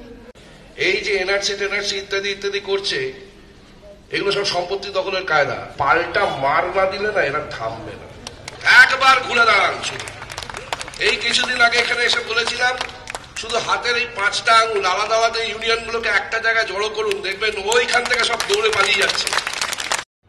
Modi সরকারের বিরোধিতায় বিদ্যুৎজন থেকে বিরোধী সবার মুখে বারবার উঠে আসছে একটাই শব্দ, ফ্যাসিস্ট। আর তাদের এহেন আক্রমণের কড়া জবাব দিয়েছেন দিলীপ ঘোষ। কেবল ঢাকুরিয়া থেকে যাদবপুর পর্যন্ত কমিউনিস্ট আন্দোলন সীমিত হয়ে গেছে, জেএনইউ আর যাদবপুরে সীমিত হয়ে গেছে। আজকে রিয়েলাইজ করা উচিত, বাচ্চা ছেলেদেরকে উল্টা বুঝিয়ে রাস্তায় হাঁটানো হচ্ছে, গো ব্যাক বলা হচ্ছে, কিন্তু ইউনিভার্সিটির বাইরে কোথাও লোক নেই। পাল্টা 70 বছর ধরে ভারত যে ঐতিহ্য বহন করে আসছে, গেরুয়া শিবিরের বিরুদ্ধে সেই ঐতিহ্যটাই দুর্মুষ করে দেওয়ার অভিযোগে সরব হয়েছেন বিদ্যুৎজনেরা। ভারতবর্ষকে বলা হয় sovereign Democratic socialist secular Republic. আসলে আমরা একটা ভাবাদর্শের সঙ্গে লড়াই করছি। সেই যে ন্যারেটিভটা তারা তৈরি করেছিলেন, তখনই সেখানে কিন্তু খুব স্পষ্টভাবে বলা ছিল দুটো কথা। একটা হচ্ছে সংখ্যালঘু সম্প্রদায়কে এদেশ থেকে তাড়াতে হবে, আর 2 নম্বর হচ্ছে তার সঙ্গে কমিউনিস্টদের এদেশ থেকে তাড়াতে হবে। আজকে একদম পুরনো সেই এজেন্ডা ফিরে এসেছে যে ভারতবর্ষকে আর সেকুলার বলা চলবে না। বিদ্যুৎজনেদের আক্রমণের পাশাপাশি কংগ্রেস তৃণমূলকেও আক্রমণ করেছেন দিলীপ ঘোষ। এরা সবসময় পাকিস্তানের পক্ষে ছিল, আজকেও আছে। তাই ইমরান খান যা বলেন, মমতা ব্যানার্জি তাই বলেন, রাহুল গান্ধী তাই বলেন। পাল্টা জবাব দিয়েছে কংগ্রেস তৃণমূল। এখন দ্বিতীয়বারের জন্য সভাপতি হয়েছেন, ওনাকে এইসব কথা বলে তো দলের কর্মী যেগুলো আছে ওনার সঙ্গে ঘুরে টরে তাদেরকে একটুখানি সজীব রাখতে হবে, সক্রিয় রাখতে হবে। ওনার গলায় কি ট্রাম্পের গলা শোনা যাচ্ছে নাকি?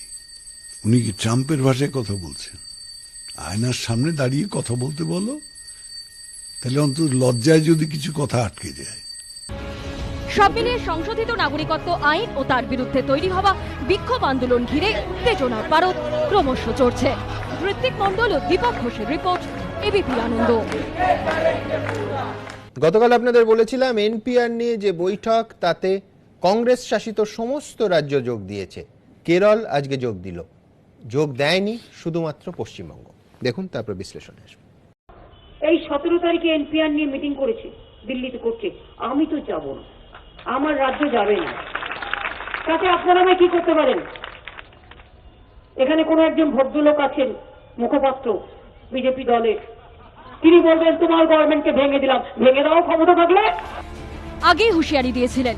সেই মতো শুক্রবার এনপিআর বা জাতীয় জনগণনা পঞ্জি নিয়ে কেন্দ্রীয় স্বরাষ্ট্র মন্ত্রকের ডাকা বৈঠকে গড়হাজির রইল বাংলা। যদিও এই বৈঠকে অংশ নিল দেশের বাকি সব রাজ্যই। তাৎপর্যপূর্ণ বিষয় হলো পশ্চিমবঙ্গের মতোই যে কেরলও ইতিমধ্যেই এনপিআর এর কাজ বন্ধ করে দিয়েছে, তারাও শুক্রবার কেন্দ্রের ডাকা বৈঠকে হাজির হয়। আজকে এই মিটিংয়ে পশ্চিমবঙ্গ না আসার কিন্তু সবথেকে বড় কারণ একটাই, যেটা মুখ্যমন্ত্রী আগেও বলেছিলেন, কি তারা কোনো প্রতিনিধি মিটিংয়ে পাঠাচ্ছেন না, কেন কি তারা মনে করছেন কি এটার পর কিন্তু এনআরসি করা হবে, এবং সেটাই কিন্তু রাজ্য সরকার চাইছে না। পশ্চিমবঙ্গের কোনো প্রতিনিধি নেই এই মিটিংয়ে, বাকি সব রাজ্যেরই প্রতিনিধি রয়েছেন। কংগ্রেসও ইতিমধ্যেই সংশোধিত নাগরিকত্ব আইন প্রত্যাহার এবং জাতীয় জনসংখ্যা পঞ্জি বা এনপিআর প্রক্রিয়ার রদ করার দাবি জানিয়েছে।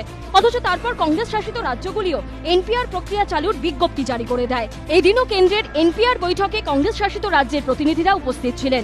এই প্রেক্ষাপটে একমাত্র পশ্চিমবঙ্গের অনুপস্থিতি নিয়ে প্রশ্ন তুলেছে কংগ্রেস। এনপিআর করা মানেটা কি? সেখানটায় ওরা যা শর্ত চাপাবে, যারা এই শর্ত মানবে তাদেরকে প্রতিবাদ করতে হবে, প্রোটেস্ট করতে হবে। তার 4 জনের কোনো সরকারের পক্ষ থেকে কোনো যদি আমলা যায়, অফিসার যায়, গেছে। মুখ্যমন্ত্রী মনে করছে আমার কোনো অফিসার পাঠানোর দরকার নাই, পাঠায়নি। দিদিকে বোঝা মুশকিল, আমি বুঝি না। এদিকে রাজভবনে মিটিংও করছে, তারপর ওদিকে দেখাবে আমি এনপিআর এর লোক পাঠালাম না। পাল্টা তৃণমূলের বক্তব্য, মমতা বন্দ্যোপাধ্যায় যা বলেন তাই করেন। নেত্রী যা বলেন নেত্রী তা করেন। ওই যে যারা একটু বিজেপিদের ধুনো দেয়, তাদের মধ্যে থেকেও অনেকে বলেছেন সিপিএম কংগ্রেসের মতন তাদের নেতৃত্ব, এখানকার আধিকারিকরা গেছে, তারা ওই এনপিআর এর বৈঠকে যোগ দিতে গেছে। তো এ তো সরকারের থেকেও বেশি জ্ঞান তাদের আমি দেখি। নেত্রীর কথাটার মধ্যে যে সত্যতা আছে সেটাই বাস্তবে প্রমাণিত। যদিও কেন্দ্রের একটি বৈঠকে না যাওয়াকে মমতার মোদী বিরোধিতা হিসেবে দেখতে রাজি নয় সিপিএম। কেরালা যেটা করেছে, এরপর পাঞ্জাবও করেছে, দেখলেন রিজলিউশন পাশ করেছে বিধানসভা থেকে। উনি কেন রিজলিউশনটা পাশ করতে পারছেন না সর্বদলীয়? কোথায় বাধা আছে টিকিটা? কেরালা তো সুপ্রিম কোর্টে গিয়ে মামলা করেছে, এখন পাঞ্জাব সরকার বলছে তারাও মামলা করতে যাবে। কোথায়? উনি তো সেই রাস্তায় হাঁটছেন না। অর্থাৎ এমন এমন পদক্ষেপগুলো গ্রহণ করছেন, যে পদক্ষেপগুলো গ্রহণ করলে এনপিআর আটকানো যাবে এমন কোনো পদক্ষেপে উনি যাবেন না। শুরু থেকেই মমতা বন্দ্যোপাধ্যায়ের দাবি এনপিআর আসলে এনআরসির প্রথম ধাপ, যদিও অমিত শাহ আবার তা মানতে নারাজ। এনআরসি এনপিআর তিনটেই রিলেটেড। কেউ তো বলবে তার মানে ও রিয়েল নাগরিক আর আমি কি ভুয়ো নাগরিক। एनपीआर के लिए जो अभी प्रक्रिया चलेगी इसका उपयोग कभी भी एनआरसी के लिए नहीं हो सकता, दो कानून भी अलग है। আর এই প্রেক্ষাপটে এনপিআর নিয়ে কেন্দ্রের বৈঠকে গোটা দেশে একমাত্র অনুপস্থিত রইল বাংলা। যদিও কেন্দ্রীয় স্বরাষ্ট্র মন্ত্রকের এক শীর্ষকর্তা জানিয়েছেন এনপিআর এবং জনগণনা সাংবিধানিক বিষয়, কোনো রাজ্য এর থেকে পালাতে পারবে না। এনপিআর এ নাম নথিভুক্ত করানোর জন্য মা বাবার জন্ম তারিখ ও জন্মস্থানের নথিপত্রও কি জমা করাতে হতে পারে? এই নিয়ে জল্পনার মধ্যে এদিন বৈঠকের পর কেন্দ্রীয় স্বরাষ্ট্র মন্ত্রকের এক শীর্ষ আধিকারিক জানিয়েছেন পুরোটাই ঐচ্ছিক। কেউ এসব নথি দেখাতে না চাইলে নাও দেখাতে পারেন, কোনো নথি আবশ্যিক নয়। বিজেন্দ্র সিংহ, আশাবুল হোসেন ও দীপক ঘোষের রিপোর্ট, এবিপি আনন্দ। তৃণমূলের অবস্থান এবং কংগ্রেসের বিচিত্র অবস্থান তা নিয়ে আলোচনা আসবে, কিন্তু তার আগে দিলীপ ঘোষ আজকে বলছেন যে আধার কার্ড, ভোটার কার্ড নাগরিকত্বের প্রমাণ নয়। মুখ্যমন্ত্রীর কথা শুনে তথ্য না দিলে সমস্যায় পড়তে হবে সাধারণ নাগরিকদের। কি বলেছেন দিলীপ ঘোষ, তৃণমূল কি বলছে দেখাবো। কখনো বাছা বাছা শব্দ ব্যবহার করে বিত্তজনেদের আক্রমণ। পরজীবী বুদ্ধিজীবীদের দুর্বুদ্ধিজীবীরা কোথায় ছিল? এই শয়তানরা আমাদের উপরে খায় পরে বেঁচে থাকে আর আমাদের বিরোধিতা করে। কখনো আবার বিরোধীদের আক্রমণ করতে গিয়ে বাবা মায়ের প্রসঙ্গ জানা। এরা ভয় দেখাচ্ছেন কার্ড লাগবে, বাপের জন্মদিন, মায়ের জন্ম তারিখ লাগবে, কোনো মা বাপের জন্ম তারিখ লাগবে না। আমাদের মা বাপ ঠিক আছে, আমাদের চিন্তা নেই। যাদের মা বাপের ঠিক নেই তাদের চিন্তা আছে, তারা তাই লোককে ভুল বোঝাচ্ছে। হাওড়া সভা থেকে একের পর এক হুঁশিয়ারি। আধার কার্ড, ভোটার কার্ডটা নাগরিকত্ব নয়। দিদিমণি বলছেন আপনারা ফর্ম ফিল আপ করবেন না, খবরদার ওনার চক্করে পড়বেন না। সেই ব্যবসায়ীদের জিজ্ঞেস করুন যারা জিএসটিতে রেজিস্ট্রেশন করেনি, পরে ফাইন দিয়েছিল। আবার বাঙালিকে বোকা বানাবার চেষ্টা করা হচ্ছে। তাই মোদিজি সময় দেবেন 3-4 মাস। সেই 3-4 মাসের মধ্যে নাগরিকত্ব সংশোধন আইনের অনুসারে আপনাকে ফর্ম ফিল আপ করতে হবে। সম্প্রতি সংশোধিত নাগরিকত্ব আইনের সমালোচনা করেছিলেন নোবেল জয়ী অমর্ত্য সেন। বিজেপির আক্রমণের মুখে পড়েছেন তিনি। সংশোধিত নাগরিকত্ব আইন নিয়ে মাইক্রোসফটের সিইও সত্য নাদেলার বক্তব্য মনোপুত হয়নি বিজেপির। হায়দ্রাবাদের জন্ম, বেড়ে ওঠা যার, সেই সত্য নাদেলাকে আক্রমণ করতে দেরি করেনি গেরুয়া শিবির।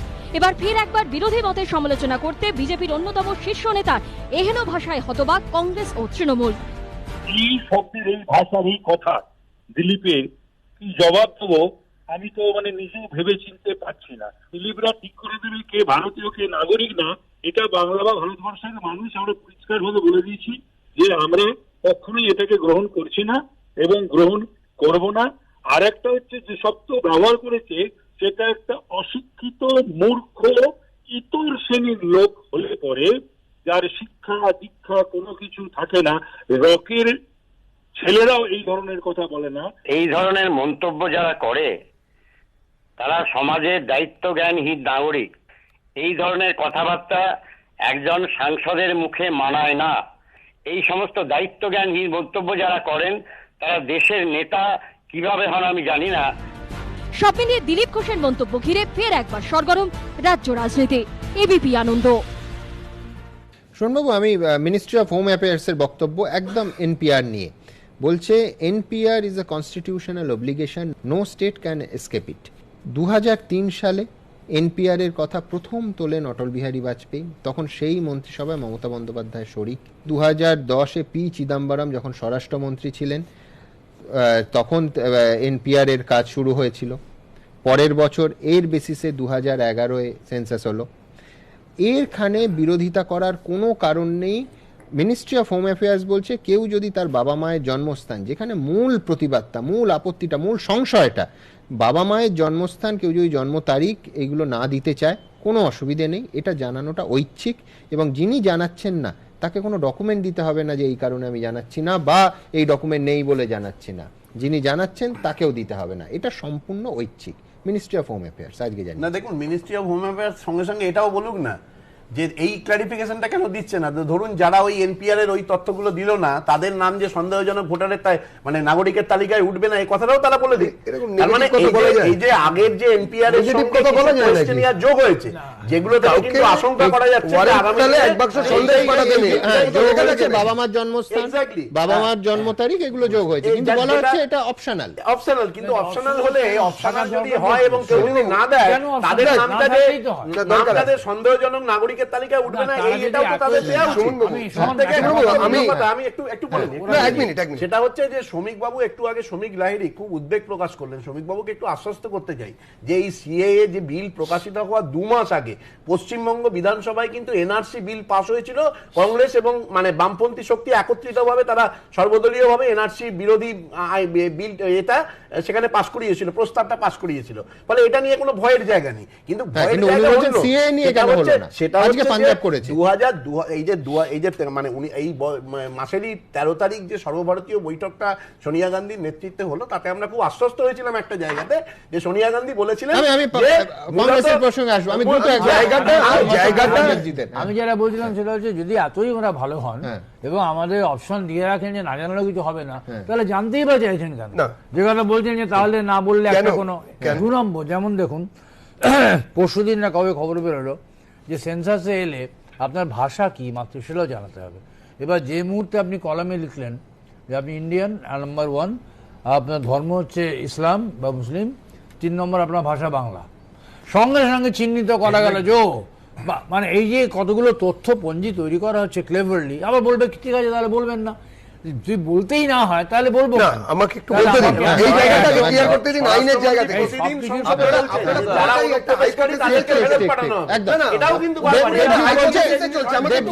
পুরোটা জল্পনা চলছে, কিন্তু দেবজি আমি দুটো তথ্য দিই একবার। 2 জন মন্ত্রী, তার মধ্যে কেন্দ্রীয় আইনমন্ত্রী রবিশঙ্কর প্রসাদও আছেন, তারা অমিত শাহের এই ঘোষণার আগে অন ক্যামেরা দেখিয়েও দিতে পারি, তারা বলছেন, রবিশঙ্কর প্রসাদ তো বলছেন, যা মানে সব থেকে কেন্দ্রের মানে 5 জন ওজনদার মন্ত্রী বললে, শীর্ষস্থানীয় মন্ত্রী বললে তিনি একজন, যে এরাম এখনো আমি বলতে পারছি না যে এনপিআর আর এনআরসি যুক্ত নয়, বা যেটা বলা হচ্ছিল যে এনসিআর এর আগের অংশ, আগের স্টেজ হচ্ছে এনপিআর, সেটা যুক্ত নয়। রবিশঙ্কর প্রসাদ নিজে এই জোর গলায় বলতে পারছেন না। তো আমিও জোর গলায় বলতে পারছি না, অন ক্যামেরা বলছি। তার কারণ বলছি, সিটিজেনশিপ অ্যাক্ট যেটা অ্যাক্ট ছিল 1955 সালে, সেখানে নাগরিকদের পঞ্জীকরণ করার কথা বলা ছিল। 1955 সালে না মোদিজি ছিলেন, না অমিত শাহজি ছিলেন, নেহেরুজি এবং প্যাটেলজি মিলে করলেন। এবারে কথা হচ্ছে তার আন্ডারে একটা রেগুলেশন, একটা রুল তৈরি হয়েছিল, সেই মন্ত্রিসভায় সামিল ছিলেন মমতা বন্দ্যোপাধ্যায়। সেই রুলটা কি হয়েছিল 2003 একদম, রেজিস্ট্রেশন অফ সিটিজেন্স এন্ড ওই আইনের আন্ডারে, শুনে হাজবেন্ড কতগুলো কোশ্চেনের যোগ হয়েছে, প্রথমে 19 যোগ হয়নি। আমাকে বলতে দিন, কথা বলতে দেবেন না সুমন বাবু, বলতে দিন। আমি জানি আইনটা সাবজেক্ট না, আমাকে এইটা ক্লারিফাই করছি তো। Registration of citizens and issue of national identity card rules 2003, যাতে মমতা দেবী সামিল ছিলেন। আপনার আশ্চর্য 10টা যোগ হলো, এইখানে ইনক্লুডিং ভাষা, কোন ভাষায় কথা বলে সেটাও যুক্ত হচ্ছে। কেন সিপিএম করতেন? সেইটা করতে হবে, সিপিএম করতেন, সেইটা করতে হবে, সিপিএম করতেন। বলছি যেটা মজার কথা, যে এই রুলের মধ্যেই পরিষ্কার পরিচ্ছন্ন ভাবে কোয়েশ্চেনিয়ার কি হবে, কি ধরনের হবে, সেটা ওখানে ড্রাফট করা আছে, তার বাইরে কেউ যায়নি। অপশনাল কি থাকবে কি থাকবে না সেটা ওখানেই আছে। এই অনুযায়ী কিন্তু 2011তেও হয়েছে। এই অনুযায়ী একদম আমি না অপশনালের কোনো ব্যাপারই ছিল না। ছিল কোথায় অপশনাল ব্যাপার ছিল? বাবা মায়ের জন্মস্থান, জন্ম তারিখ। আমি আপনাকে বলছি ছেড়ে দিন, আমি আপনাকে বলছি, আমি আপনাকে বলছি, আপনারা এখানে যারা আছেন সবারই আশা করি পাসপোর্ট আছে। পাসপোর্টে দেখবেন আপনারা জন্মের জায়গা আপনারা লিখছেন, নিজের জন্মের জায়গা লিখছেন, অপশনাল বলে ছেড়ে দেওয়া নেই। এবং দ্বিতীয়ত সেখানেও প্রতিবাদের কথা উঠতে পারত। বাবা মার আমাকে নেই তো,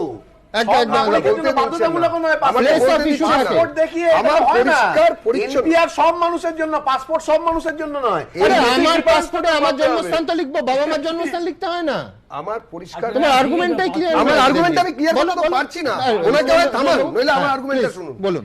পাসপোর্ট তো ম্যান্ডেটরি না ম্যান্ডেটরির ব্যাপার বা ইয়ে না, আমাকে বলতে পাসপোর্ট তো ইচ্ছে আমি করলে রাখবো নাহলে রাখবো না, এটা আমি করতেই হচ্ছে, সম্পূর্ণ আলাদা কনটেক্সট। এনপিআর এই 2003 আইনে বলা রইল যে ম্যান্ডেটরি বা ম্যান্ডেটরি নয়, ঐচ্ছিক, অপশনাল, ইদার ম্যান্ডেটরি আর অপশনাল হয়, আপনাকে দিতে হবে, নাম আপনাকে দিতেই হবে, কিন্তু বাবা মার জন্মের জায়গা আপনার অপশনাল। কিন্তু সেখানে একটা কথা লেখা আছে, যে জিনিসটা এনারা বলছেন না, যেটা বললেন না সেটা যদি পরে কখনো ভুল প্রমাণিত হয় তাহলে 1000 টাকা অবধি ফাইনের প্রভিশন আছে। মমতা দেবী করেছিলেন ওই মন্ত্রিসভায় বসে। কথা 10টা প্রশ্ন কে যোগ করবে? দেবজিৎ, প্রশ্নটা হচ্ছে 2010 এর প্রশ্নপত্র আর 2020 এর প্রশ্নপত্র আলাদা, একদম প্রশ্নটা তো সেইখানে, এবং সেই আলাদা, এটা বিজেপি কেন্দ্রীয় মন্ত্রী কেউ অস্বীকার করছেন না। আমরা অস্বীকার করছি না, আরো বিভ্রান্তি কি আমরা বলছি, যেগুলো তোমাদের পুস্তিকায় দিলীপ বাবু এর আগে বলেছিলেন যে নাগরিকত্ব আইনের পরে এনআরসি আসবে, আর মাননীয় প্রধানমন্ত্রী তিনি জোর গলায় মঞ্চের ওপর থেকে বলছেন যে 2014 সালের পরে এটা নিয়ে কোনো আলোচনাই হয়নি। আমি দ্রুত একবার কেন বিভ্রান্তিটা হচ্ছে দেবজিৎকে আবার স্পষ্ট অন ক্যামেরা যা যা আছে দেখিয়ে দিই। দেশজুড়ে জাতীয় নাগরিক পঞ্জি অর্থাৎ এনআরসি চালু হবে কিনা এ নিয়ে বিজেপির অন্দরে বিভ্রান্তি অব্যাহত, যে বিভ্রান্তি এবার আরো বাড়ালো রাজ্য বিজেপির তরফে জারি এই লিফলেট। সংসদে দাঁড়িয়ে খোদ অমিত শাহ জোর গলায় বলেছিলেন देश जुड़े एनआरसी चालू करबेन। एनआरसी का कोई बैकग्राउंड बनाने की जरूरत नहीं है, हम इस पर बिल्कुल साफ है कि इस देश में एनआरसी होकर रहेगी। কিন্তু দেশজোড়া বিক্ষোভ আন্দোলনের মুখে হঠাৎই নরেন্দ্র মোদী দাবি করেন এনআরসি নিয়ে নাকি তার সরকারের আমলে কোনো আলোচনাই হয়নি। एनआरसी इसका भी ऐसा झूठ चलाया जा रहा है, ये कांग्रेस में जमाने में बना था, तब सोए थे क्या? এরপরই দেশ জুড়ে এনআরসি চালু করার প্রসঙ্গে কার্যত ঢোক গেলেন অমিত শাহ। प्रधानमंत्री ने ठीक कहा है कि न कैबिनेट में चर्चा हुई, न पार्लियामेंट में एनआरसी ये एक्ट में किसी ने कहा है। मेरी पार्टी का घोषणा पत्र अपनी जगह पे है, और जब होगा तब थोड़ी ना छिप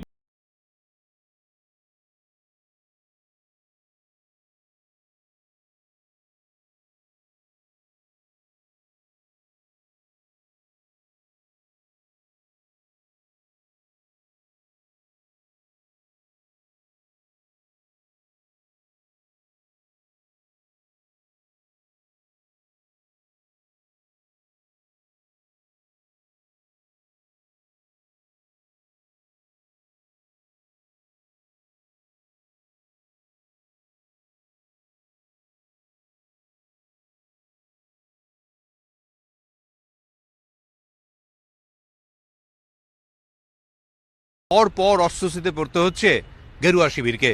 বিরোধীরা বলছে এর কারণ কাজে এবং কথায় বিস্তর পার্থক্য শাসক দলের, আর এ কারণেই বাড়ছে বিভ্রান্তি, বাড়ছে বিক্ষোভ, আর বিক্ষোভ যত বাড়ছে তার ধাক্কায় বিভ্রান্তি বাড়ছে গেরুয়া শিবিরে। বিজেপি দলটা স্রেফ ধাপ্পার উপর প্রতিষ্ঠিত, জালিয়াতি করছে মানুষের সঙ্গে। গোটা দেশের মানুষের আজকে সহায় সম্পত্তি নিয়ে আজকে মানুষ চিন্তিত, যে ভাবছে যে এই এনআরসি একদিকে লিখবো, মানুষকে লিফলেটে ভয় দেখাবো, আরেকদিকে জনসভায় বলবো না এনআরসি হচ্ছে না। একদিকে বলাও হলো, ভয় দেখানো হলো, ধাপ্পাবাজিও করা হলো। বিজেপি যে কাগজ ছড়াচ্ছে তাদের স্পষ্টতই এটা বলা আছে যে এনআরসি হবে বা এনপিআর তার একটা অংশ, অথচ প্রধানমন্ত্রী বলছেন 2014 থেকে আজ পর্যন্ত কোনোদিন আমরা এনআরসি শব্দ নিয়ে কোনো আলোচনা করিনি। আবার অমিত শাহ এবং দিলীপ ঘোষরা বলছে 2 কোটি মানুষ এনআরসি করব, ঘুষপেটিয়া বাংলা থেকে তাড়িয়ে দেবো। ফলে এনআরসি করে গরিব মানুষ তাড়াবো, একটা মুখ। এনআরসি নিয়ে কোনো আলোচনা হয়নি, আর একটা মুখ। 3 নম্বর মুখটা কোথা থেকে আসলে আমি জানি না, একটি মুখাগ্নি হচ্ছে কিছু একটা। পাল্টা জবাব দিয়েছে বিজেপি। কংগ্রেসের থেকে তো বড় ধাপ্পাবাজ কেউ নেই, যারা এতদিন দেশকে ধাপ্পা দিয়ে এসছে তারা নতুন করে ধাপ্পা করছে। সব থেকে বড় উদাহরণ রাহুল গান্ধী। আর এনআরসি হবে না হবে সে তো পার্লামেন্ট সিদ্ধান্ত নেবে, মন্ত্রিসভা সিদ্ধান্ত নেবে, সরকার সিদ্ধান্ত নেবে। তো বিজেপি সিদ্ধান্ত নিলে এনআরসি হবে এরকম নয়, সরকার সিদ্ধান্ত নেবে তবেই এনআরসি লাগু হবে। সিপিএম বলছে আনন্দমার্গীদের হত্যা করেছিল কারা, কার মুখ আর কার মুখোশ উদ্বাস্তু মানুষরা বুঝতে পারছে, বাংলার মানুষ বুঝতে পেরেছে। আর তাই সিপিএম তো নিশ্চিহ্ন, তাদের কথার কোনো মূল্য আছে নাকি? আর এই আবহেই এনআরসি বিভ্রান্তি আরো বাড়িয়েছেন বিজেপির রাজ্য সভাপতি। एनआरसी तो है ही नहीं, हवा में तलवारबाजी कर रहे हैं लोग, तो लोग हंस रहे हैं इनको देख करके। সব মিলিয়ে এনআরসি ঘিরে রাজনৈতিক বিতর্ক ও বিভ্রান্তি দুই অব্যাহত। দীপক ঘোষ ও অনির্বাণ বিশ্বাসের রিপোর্ট, এবিপি আনন্দ।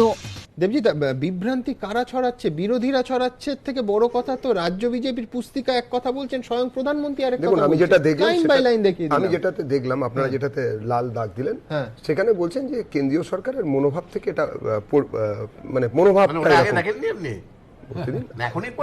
না না, আপনারা যেটাকে দেখালেন, আমি আবার বলছি সেখানে পরিষ্কার দেখলাম যে দর্শকরাও দেখলেন, আপনারাও দেখলেন যে কেন্দ্রীয় সরকারের মনোভাব নিয়ে কথা হচ্ছে, মনোভাব নিয়ে কথা বলা হচ্ছে। না, আমার তো প্রশ্ন, মনোভাবটা হলো কি করে? নরেন্দ্র মোদী বলছেন 2014 থেকে আজ অবধি আলোচনাই হয়নি, তো মনোভাবটা হলো কোথা থেকে? এটা কল্পনা নয়। দেখুন, কেন্দ্রীয় সরকারের বিভিন্ন প্রধানমন্ত্রী রাজ্য বিজেপি, প্রশ্নটাই ব্যক্তিগতভাবে যদি মনে বলেন, ধরুন আমি বিজেপির সদস্য, তার আগে আমার একটা ব্যক্তিসত্তা আছে, আমি মনে করি এনআরসি হওয়া উচিত। আমি সেটা তো কথা,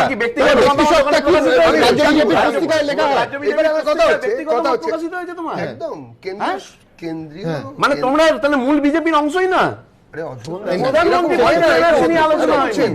আমার কথা হচ্ছে যে যদি আমাদের কোনো আইন হতে হয়, সেটা তো লুকিয়ে ছুপিয়ে হবে না, সেটা তো পরিষ্কার আইন সভায় বিল আসবে, যেরকম সিএবি এসেছিল, তারপরে বলছি কোনো আলোচনাই হয়নি, সেরকম তো কিছু নয়। তার আগে রাজ্য বিজেপি, আজকে প্রধানমন্ত্রী দুটি কথা বলেছেন, যে প্রধানমন্ত্রী যে কথাটি বললেন, আপনারা আরেকবার চালালে ওখানে বলবেন যে আমরা এই নিয়ে কোনো আলোচনা করিনি, কিন্তু সেই আলোচনা, এইখানে যত আলোচনা হয়েছে সেটা হচ্ছে শুধুমাত্র কংগ্রেসীরা তৈরি করেছিল বলে। আজকে এনআরসির আজকে এত সমস্যা, যদি 60 সালে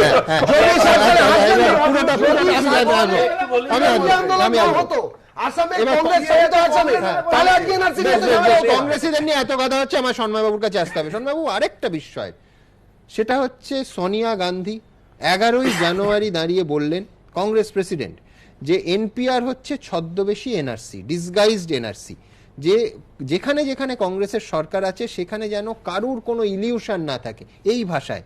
তারপরে আমরা দেখলাম 15 তারিখ মিনিস্ট্রি অফ হোম অ্যাফেয়ার্স থেকে বলা হলো কেরল আর পশ্চিমবঙ্গ ছাড়া কোনো রাজ্যের তরফ থেকে প্রতিবাদ আসেনি। আজকের মিটিংয়ে কি দেখছি, যে কেরল চলে গেল, পশ্চিমবঙ্গ আসেনি। সব থেকে বড় কথা, কংগ্রেস শাসিত প্রত্যেকটা রাজ্য তাদের প্রতিনিধি পাঠিয়েছে। তাহলে হয় সোনিয়া গান্ধী 11 তারিখ ঠিক বলেননি, আর নয় আজকের অবস্থান ভুল, কোনটা? প্রথমত বলি, সেটা হচ্ছে যে আজকের মিটিং এ অ্যাটেন্ড করার একটা অন্য প্রেক্ষাপট ছিল। আপনি যদি একটু ভালো করে খেয়াল করে দেখেন, এই মিটিংটা এনপিআর নিয়ে এনপিআর নিয়েছিল, কিন্তু এর সঙ্গে সেন্সাসকে যুক্ত করা হয়েছিল।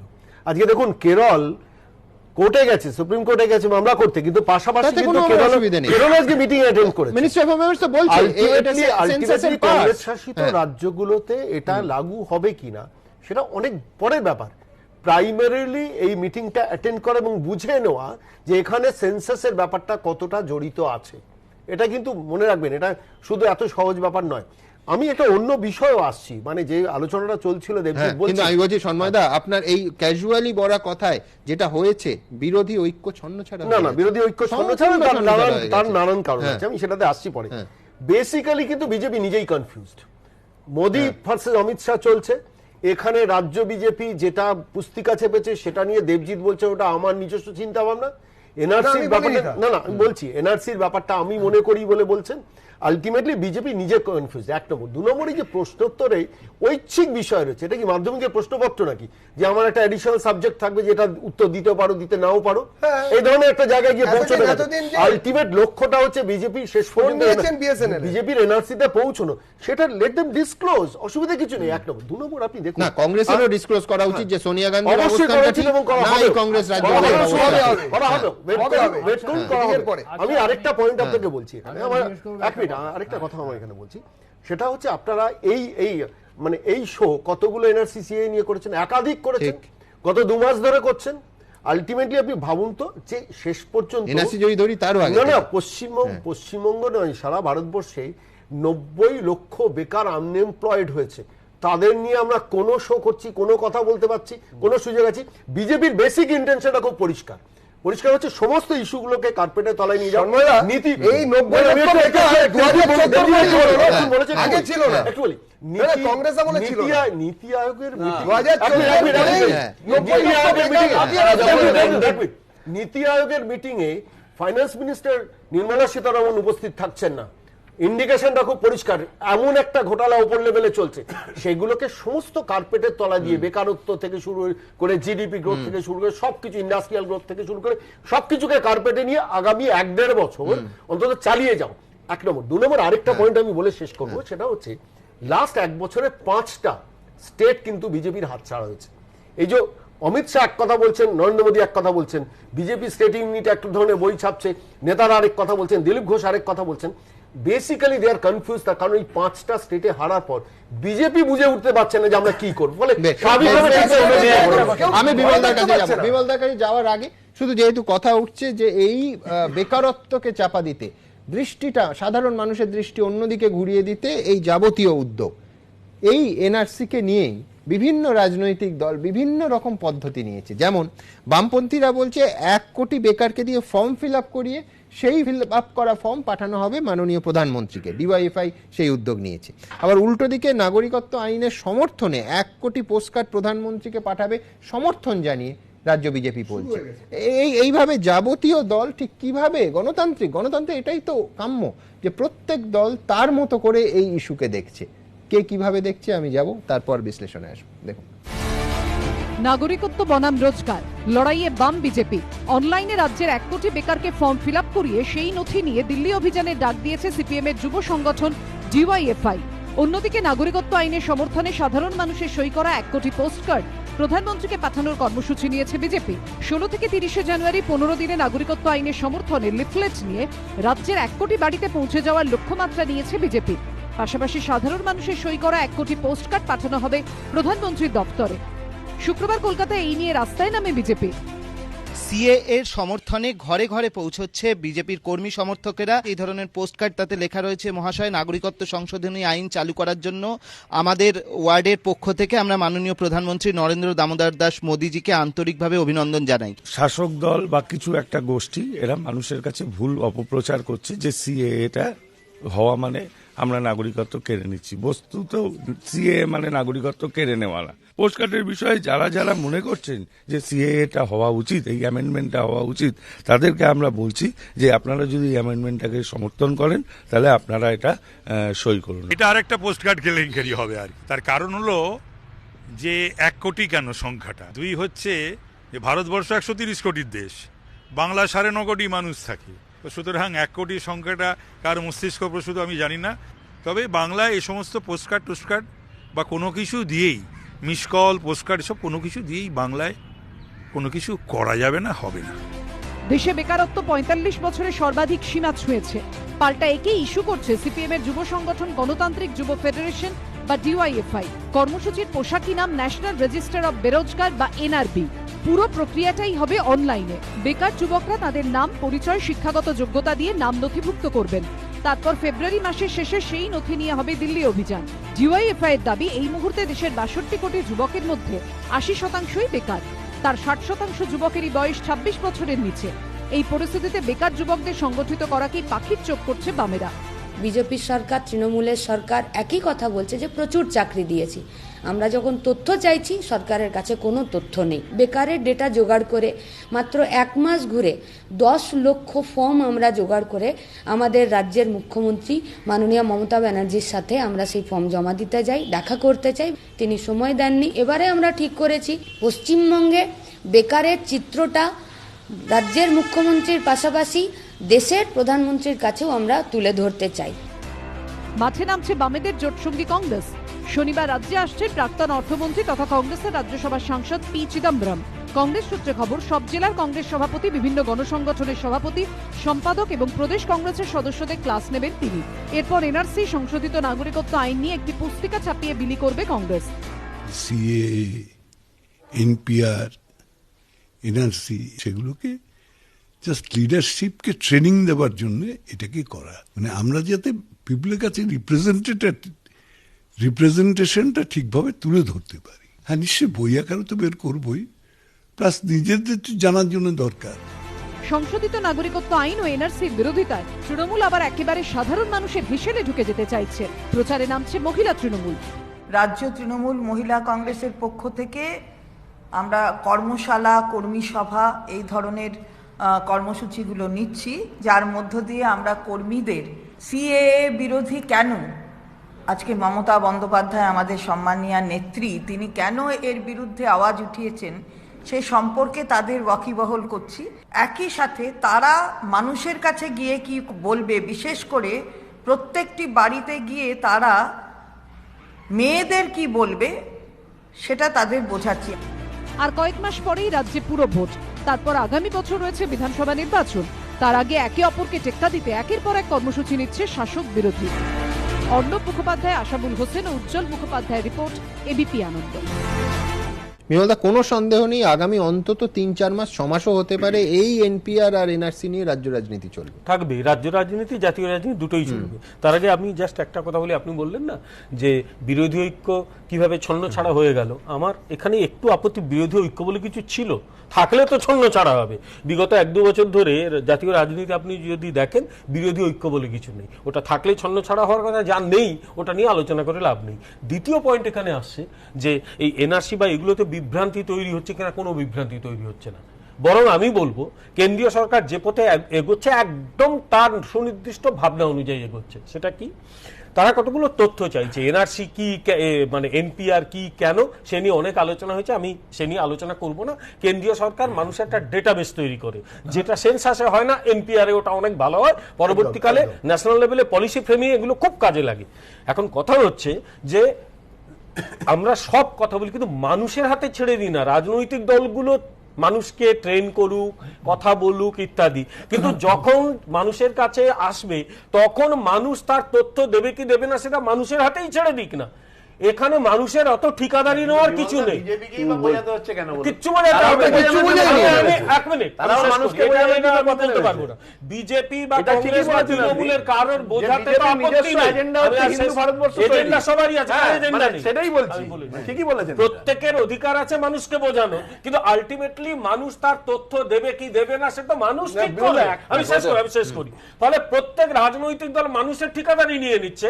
বরং আমি মনে করি তা আপনারা মানুষের কাছে প্রচার করুন, কিন্তু যখনই ইয়ে করতে আসবে, তথ্য নিতে আসবে, মানুষ দেবে কি দেবে না সেটা মানুষের হাতে ছেড়ে দিন। তৃতীয় নম্বর যেটা, কিন্তু বিমলদা এখানে একটা কথা আছে, তথ্য নিতে আসবে মানে এখানে তো রাজ্য সরকারের যে কোনো স্টেটে রাজ্য সরকারের সক্রিয় সহযোগিতা লাগবে। আসবেন কারা? আসবে তো, নয়তো এনপিআর করতে পারবেন না আপনি। থার্ড পয়েন্টে আসছি, সেটা হচ্ছে পশ্চিমবঙ্গ আজকে গেল না, কিন্তু যখন এনপিআর ছেড়ে দিলাম, সেন্সাস শুরু হবে, তার সঙ্গে এনপিআর থাকবে। পশ্চিমবঙ্গ যদি বলে আমি সেন্সাস করব না, পারবে তো? যোজনা কিন্তু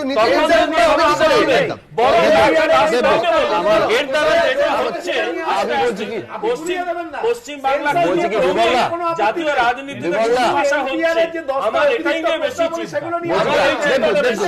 ছোট্ট একটা কথা, সেটা হচ্ছে কি, বিজেপি যখন আমাদের এখন যেহেতু দেশ চালানোর দায়িত্বে রয়েছেন, তারা যে ম্যান্ডেট নিয়ে এসেছিল তাতে প্রচারে কিন্তু এই এনপিআর, সিএএ এই সবগুলো সামনে ছিল। আপনি শুনুন, আজকে দিন বেকার সমস্যা, নিত্য ব্যবহার্য জিনিস, শিক্ষা এবং দেশের সুরক্ষা, এগুলোর উপর আলোচনা হয়েছিল এবং এবং তারপরে কি হলো, সাধারণ মানুষের যেগুলো প্রতিদিনকার প্রয়োজন সেগুলো কিন্তু সবই আকাশ ছোঁয়া দাম হয়েছে। শিক্ষা ব্যবস্থা ক্রমশ আরো বেশি খরুচে হয়ে দাঁড়িয়েছে এবং দেশের সুরক্ষা এখন আপনারা জানেন যে সেগুলো তুলে দেওয়া হচ্ছে বেসরকারি হাতে। সেখানে মানুষের, আমি বলছি এখানে রাজনীতির যারা কারবারি তারা কি করেন, মানুষের যে নিত্য প্রয়োজনীয় যেগুলো মূল মুদ্রা তার থেকে যাতে চোখ সরিয়ে দেওয়া যায় তাই করা হচ্ছে। আপনারা দেখুন, আমি এই আসামে বেড়াতে গেছিলাম, আমি দেখলাম যে রাস্তার ধারে সারি সারি গাড়ি পোড়ানো হয়েছে। আপনারা জানেন যে আমেরিকান ইকোনমি সবচেয়ে ফল করেছিল ভিয়েতনাম যুদ্ধের সময় এবং ইরাক যুদ্ধের সময়। আমাদের এখানে যদি একটা রকম রেশারেশির বাতাবরণ তৈরি করা যায় না, তাহলে কিন্তু ওনাদের কেল্লাফতে হয়ে যাবে। আমি একদম পরিষ্কার কথা বলি যে কিছু কিছু জিনিস বোধহয় হয় জানেন না, অথবা মানে আমাদের ইয়ে হয়নি আপনাদের কাছে গিয়ে পৌঁছানোর, যে আমরা কিন্তু যে কথাগুলো বললেন আমাদের ইস্তাহারে ছিল না। আজকে গত 4টি ইস্তাহার আপনি দেখে নিন, আমরা 4 বার লোকসভায় দাঁড়িয়েছি। বলছি না, বেকার সমস্যা আমি বলি বেকার সমস্যার সমাধান করতে গেলেও আমার মনে হয় এনপিআর এর প্রয়োজন আছে। আপনার মনে হয় না? কাজ যাবে তথ্য বলছে 45 বছরের সবথেকে লোয়েস্ট কর্মসংস্থান। দেখুন এনপিআর এর জন্য হয়েছে সবথেকে লোয়েস্ট এনপিআর হলে বেকারত্ব মিটে যাবে, বেকারের হার হলে বেকারত্ব মিটে যাবে। বলুন 6.1 এই কমিটমেন্টটা দিন, এনআরসি হলে বেকারত্ব মিটে যাবে। আচ্ছা যে সুবিধা মূল সুবিধা দিয়ে আমি আর মনে কতটা ভাগ নেই সেটা অন্তত আপনারা বলতে পারেন। রাত ডিবেট চলতে পারে। আমি দেবজিতের কাছে আসবো, তারপর অশোক বাবুর কাছে আসবো। আমি ঠিক যেখান থেকে এই অনুষ্ঠান আজ শুরু করেছিলাম, একটা মিছিল, এই গোটা মিছিলে দেবজিৎ, নরেন্দ্র মোদী, অমিত শাহ, কোনো পুষ্পুতুল পোড়ানো হয়নি, কোনো রাজনৈতিক পোস্টার ছিল না, কোনো স্লোগান ছিল না, কোনো বিজেপি বিরোধী স্লোগানও ছিল না। আমি বলছি এরপরও এতটা আক্রমণ, এতটা অতি স্পর্শকাতরতা কি গণতন্ত্র সম্মত? আমি বলছি কালকে তো এটাও হতে পারে, কালকেই হতে পারে যে বিজেপিকে যে কৃতি মানুষরা সমর্থন করছেন, প্রচুর মানুষ তোমাদের দলের অফিসিয়ালি নাম লিখিয়েছেন, তারাও মিছিল করবে। আমি তো চাইবো তারাও আক্রমণের শিকার হবেন না। যার ইচ্ছে, যার বিচার বুদ্ধি বলছে সেই দিকে, সিএ এর পক্ষে হতে পারে, বিপক্ষে হতে পারে, মিছিল চলুক না, অ্যাম্বুলেন্স না আটকালেই হলো। বিরোধী মতকে আটকে দিতে হবে যে কোনো ভাবে। পঞ্চায়েতে আমরা ভোট দিতে পারি, অ্যাম্বুলেন্স আটকানোর মতো। তৃণমূল ভার্সেস বিজেপি হয়ে যাবে। নগ্ন সরস্বতী আঁকার স্বাধীনতা, দুর্গা প্রতিমার সামনে গিয়ে ভেঙে দেওয়া এবং দেবী দুর্গাকে বেশ্যা বলার স্বাধীনতা এবং ত্রিশূলে কন্ডম পরানোর স্বাধীনতা যে সমাজের আছে, সেই সমাজের উল্টো দিকে বোধহয়, সেই সমাজের উল্টো দিকে দাঁড়িয়ে, আমাকে বলতে দিন, শেষ করতে দিন, সেই সমাজের উল্টো দিকে দাঁড়িয়ে কোনো মানুষ তার ব্যক্তিগত ভাব, তার ব্যক্তিগত বোধ থেকে, যেরকম বলছেন না, ব্যক্তিগত ভাব এবং বোধ থেকে গাজার জন্য নামতে পারি, ইসরায়েল কি অত্যাচার করেছে তার জন্য নামতে পারি, নিকারাগুয়া, চেকোস্লোভাকিয়া এর জন্য নামতে পারি, কিন্তু হিন্দু উদ্বাস্তু শরণার্থীদের জন্য নামবো না বলছেন না, কিন্তু নাবিনি এতদিন। আমি বলছি সেই মানসিকতা থেকে এইটা বলার আমি বলছি সন্ময় বন্দ্যোপাধ্যায়ের উপর পুলিশি অত্যাচার হয়েছে, এটা দিলীপ ঘোষ প্রেস কনফারেন্স করে বলতে পারবে না। তুমি যেটা বলছো তার অর্থ তাই দাঁড়ায়। কোনটা মানে কোনটা তুমি তো বলছো কোনটা? আমরা প্রত্যেকে আমাদের যে কজন আছেন মুশকিলটা উল্টো তোমার আর্গুমেন্টই তোমাকে বলছি। সুমন বাবুর যে সুবিধা আছে আমার সে সুবিধা নেই। সুমন বাবু যা বলবেন ওনার দল সেটাকে একদম আগমার্ক ছাপ দেবে না, কিন্তু আমি দলের প্রবক্তা, আমি বলছি যে আমি গণতন্ত্রে বিজেপি সমর্থন করার অধিকার দাঁড়িয়ে থেকে সংবিধান স্বীকৃত সন্ময় বাবুর, তেমন বিরোধিতা করার অধিকারও সন্ময় স্বীকৃত। আপনারা নিন্দা করো, যে ঘটনার নিন্দা করো এবং ঘটনার নিন্দা করো, যেখানে কি আমরা নিন্দা করছি, আমরা নিন্দা করছি যে এই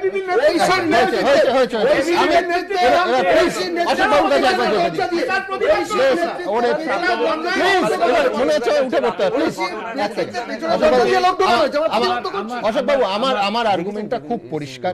সেটা হচ্ছে আজকে যদি আমি সিএ নিয়ে কেউ প্রশ্ন তুললে তার বাবা মার পরিচয় আছে কিনা এই প্রশ্ন, বাবা মার ঠিক নেই এই প্রশ্নের মুখোমুখি হতে হয়, তাহলে শিলাদিত্য শান নিয়ে প্রশ্ন করতে পারবে না, তাহলে কারুর গ্রেফতার নিয়ে প্রশ্ন করতে পারবে না। মানে আমি বলছি প্রশ্ন করার অধিকার তো আমি সেইখানে আমার সেইখানে বলার যে ধরা যাক সিএ, এনআরসি ইত্যাদি সব গুরুত্বপূর্ণ বিষয় এই মুহূর্তে না করে ফেলে ভারতবর্ষে নাকি মহা বিপদ হতে পারে, তো সেইটা গায়ের জোরে কেন চাপিয়ে দেওয়া হবে? তার জন্য কেন বিতর্কের অবকাশ থাকবে না? আমার একটু বলি আমার পার্লামেন্টের সংখ্যার জোর, সেই জন্য আমি আগে বিলটা পাস করে দিচ্ছি না। আমি বলতে চাই, আমাকে বলবো আপনার ফ্লোরে দাঁড়িয়ে হ্যাঁ আপনার তো বলতে না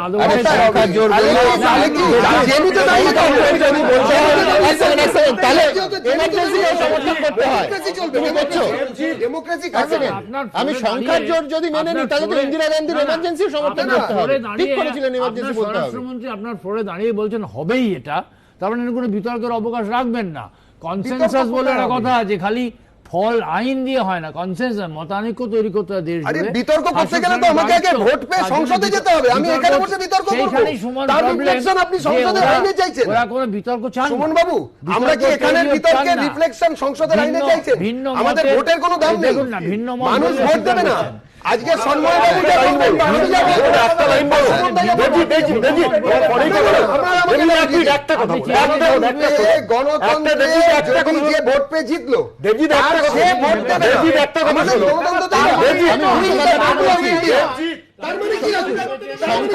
সংখ্যার জোরে আমি আইন করলে তাকে প্রশ্ন করতে পারবো না। আমি বলছি একটা লাইন বলুন, একটা লাইন বলুন। সাথে পাঁচে নয়, 12 মাসে এইভাবে চলবে না। শোনো, একটা কথা বলি, গরুর দুধে সোনা পাওয়া যায় এই যুক্তিবোধ নিয়ে, আমি একটা মননশীল চিন্তা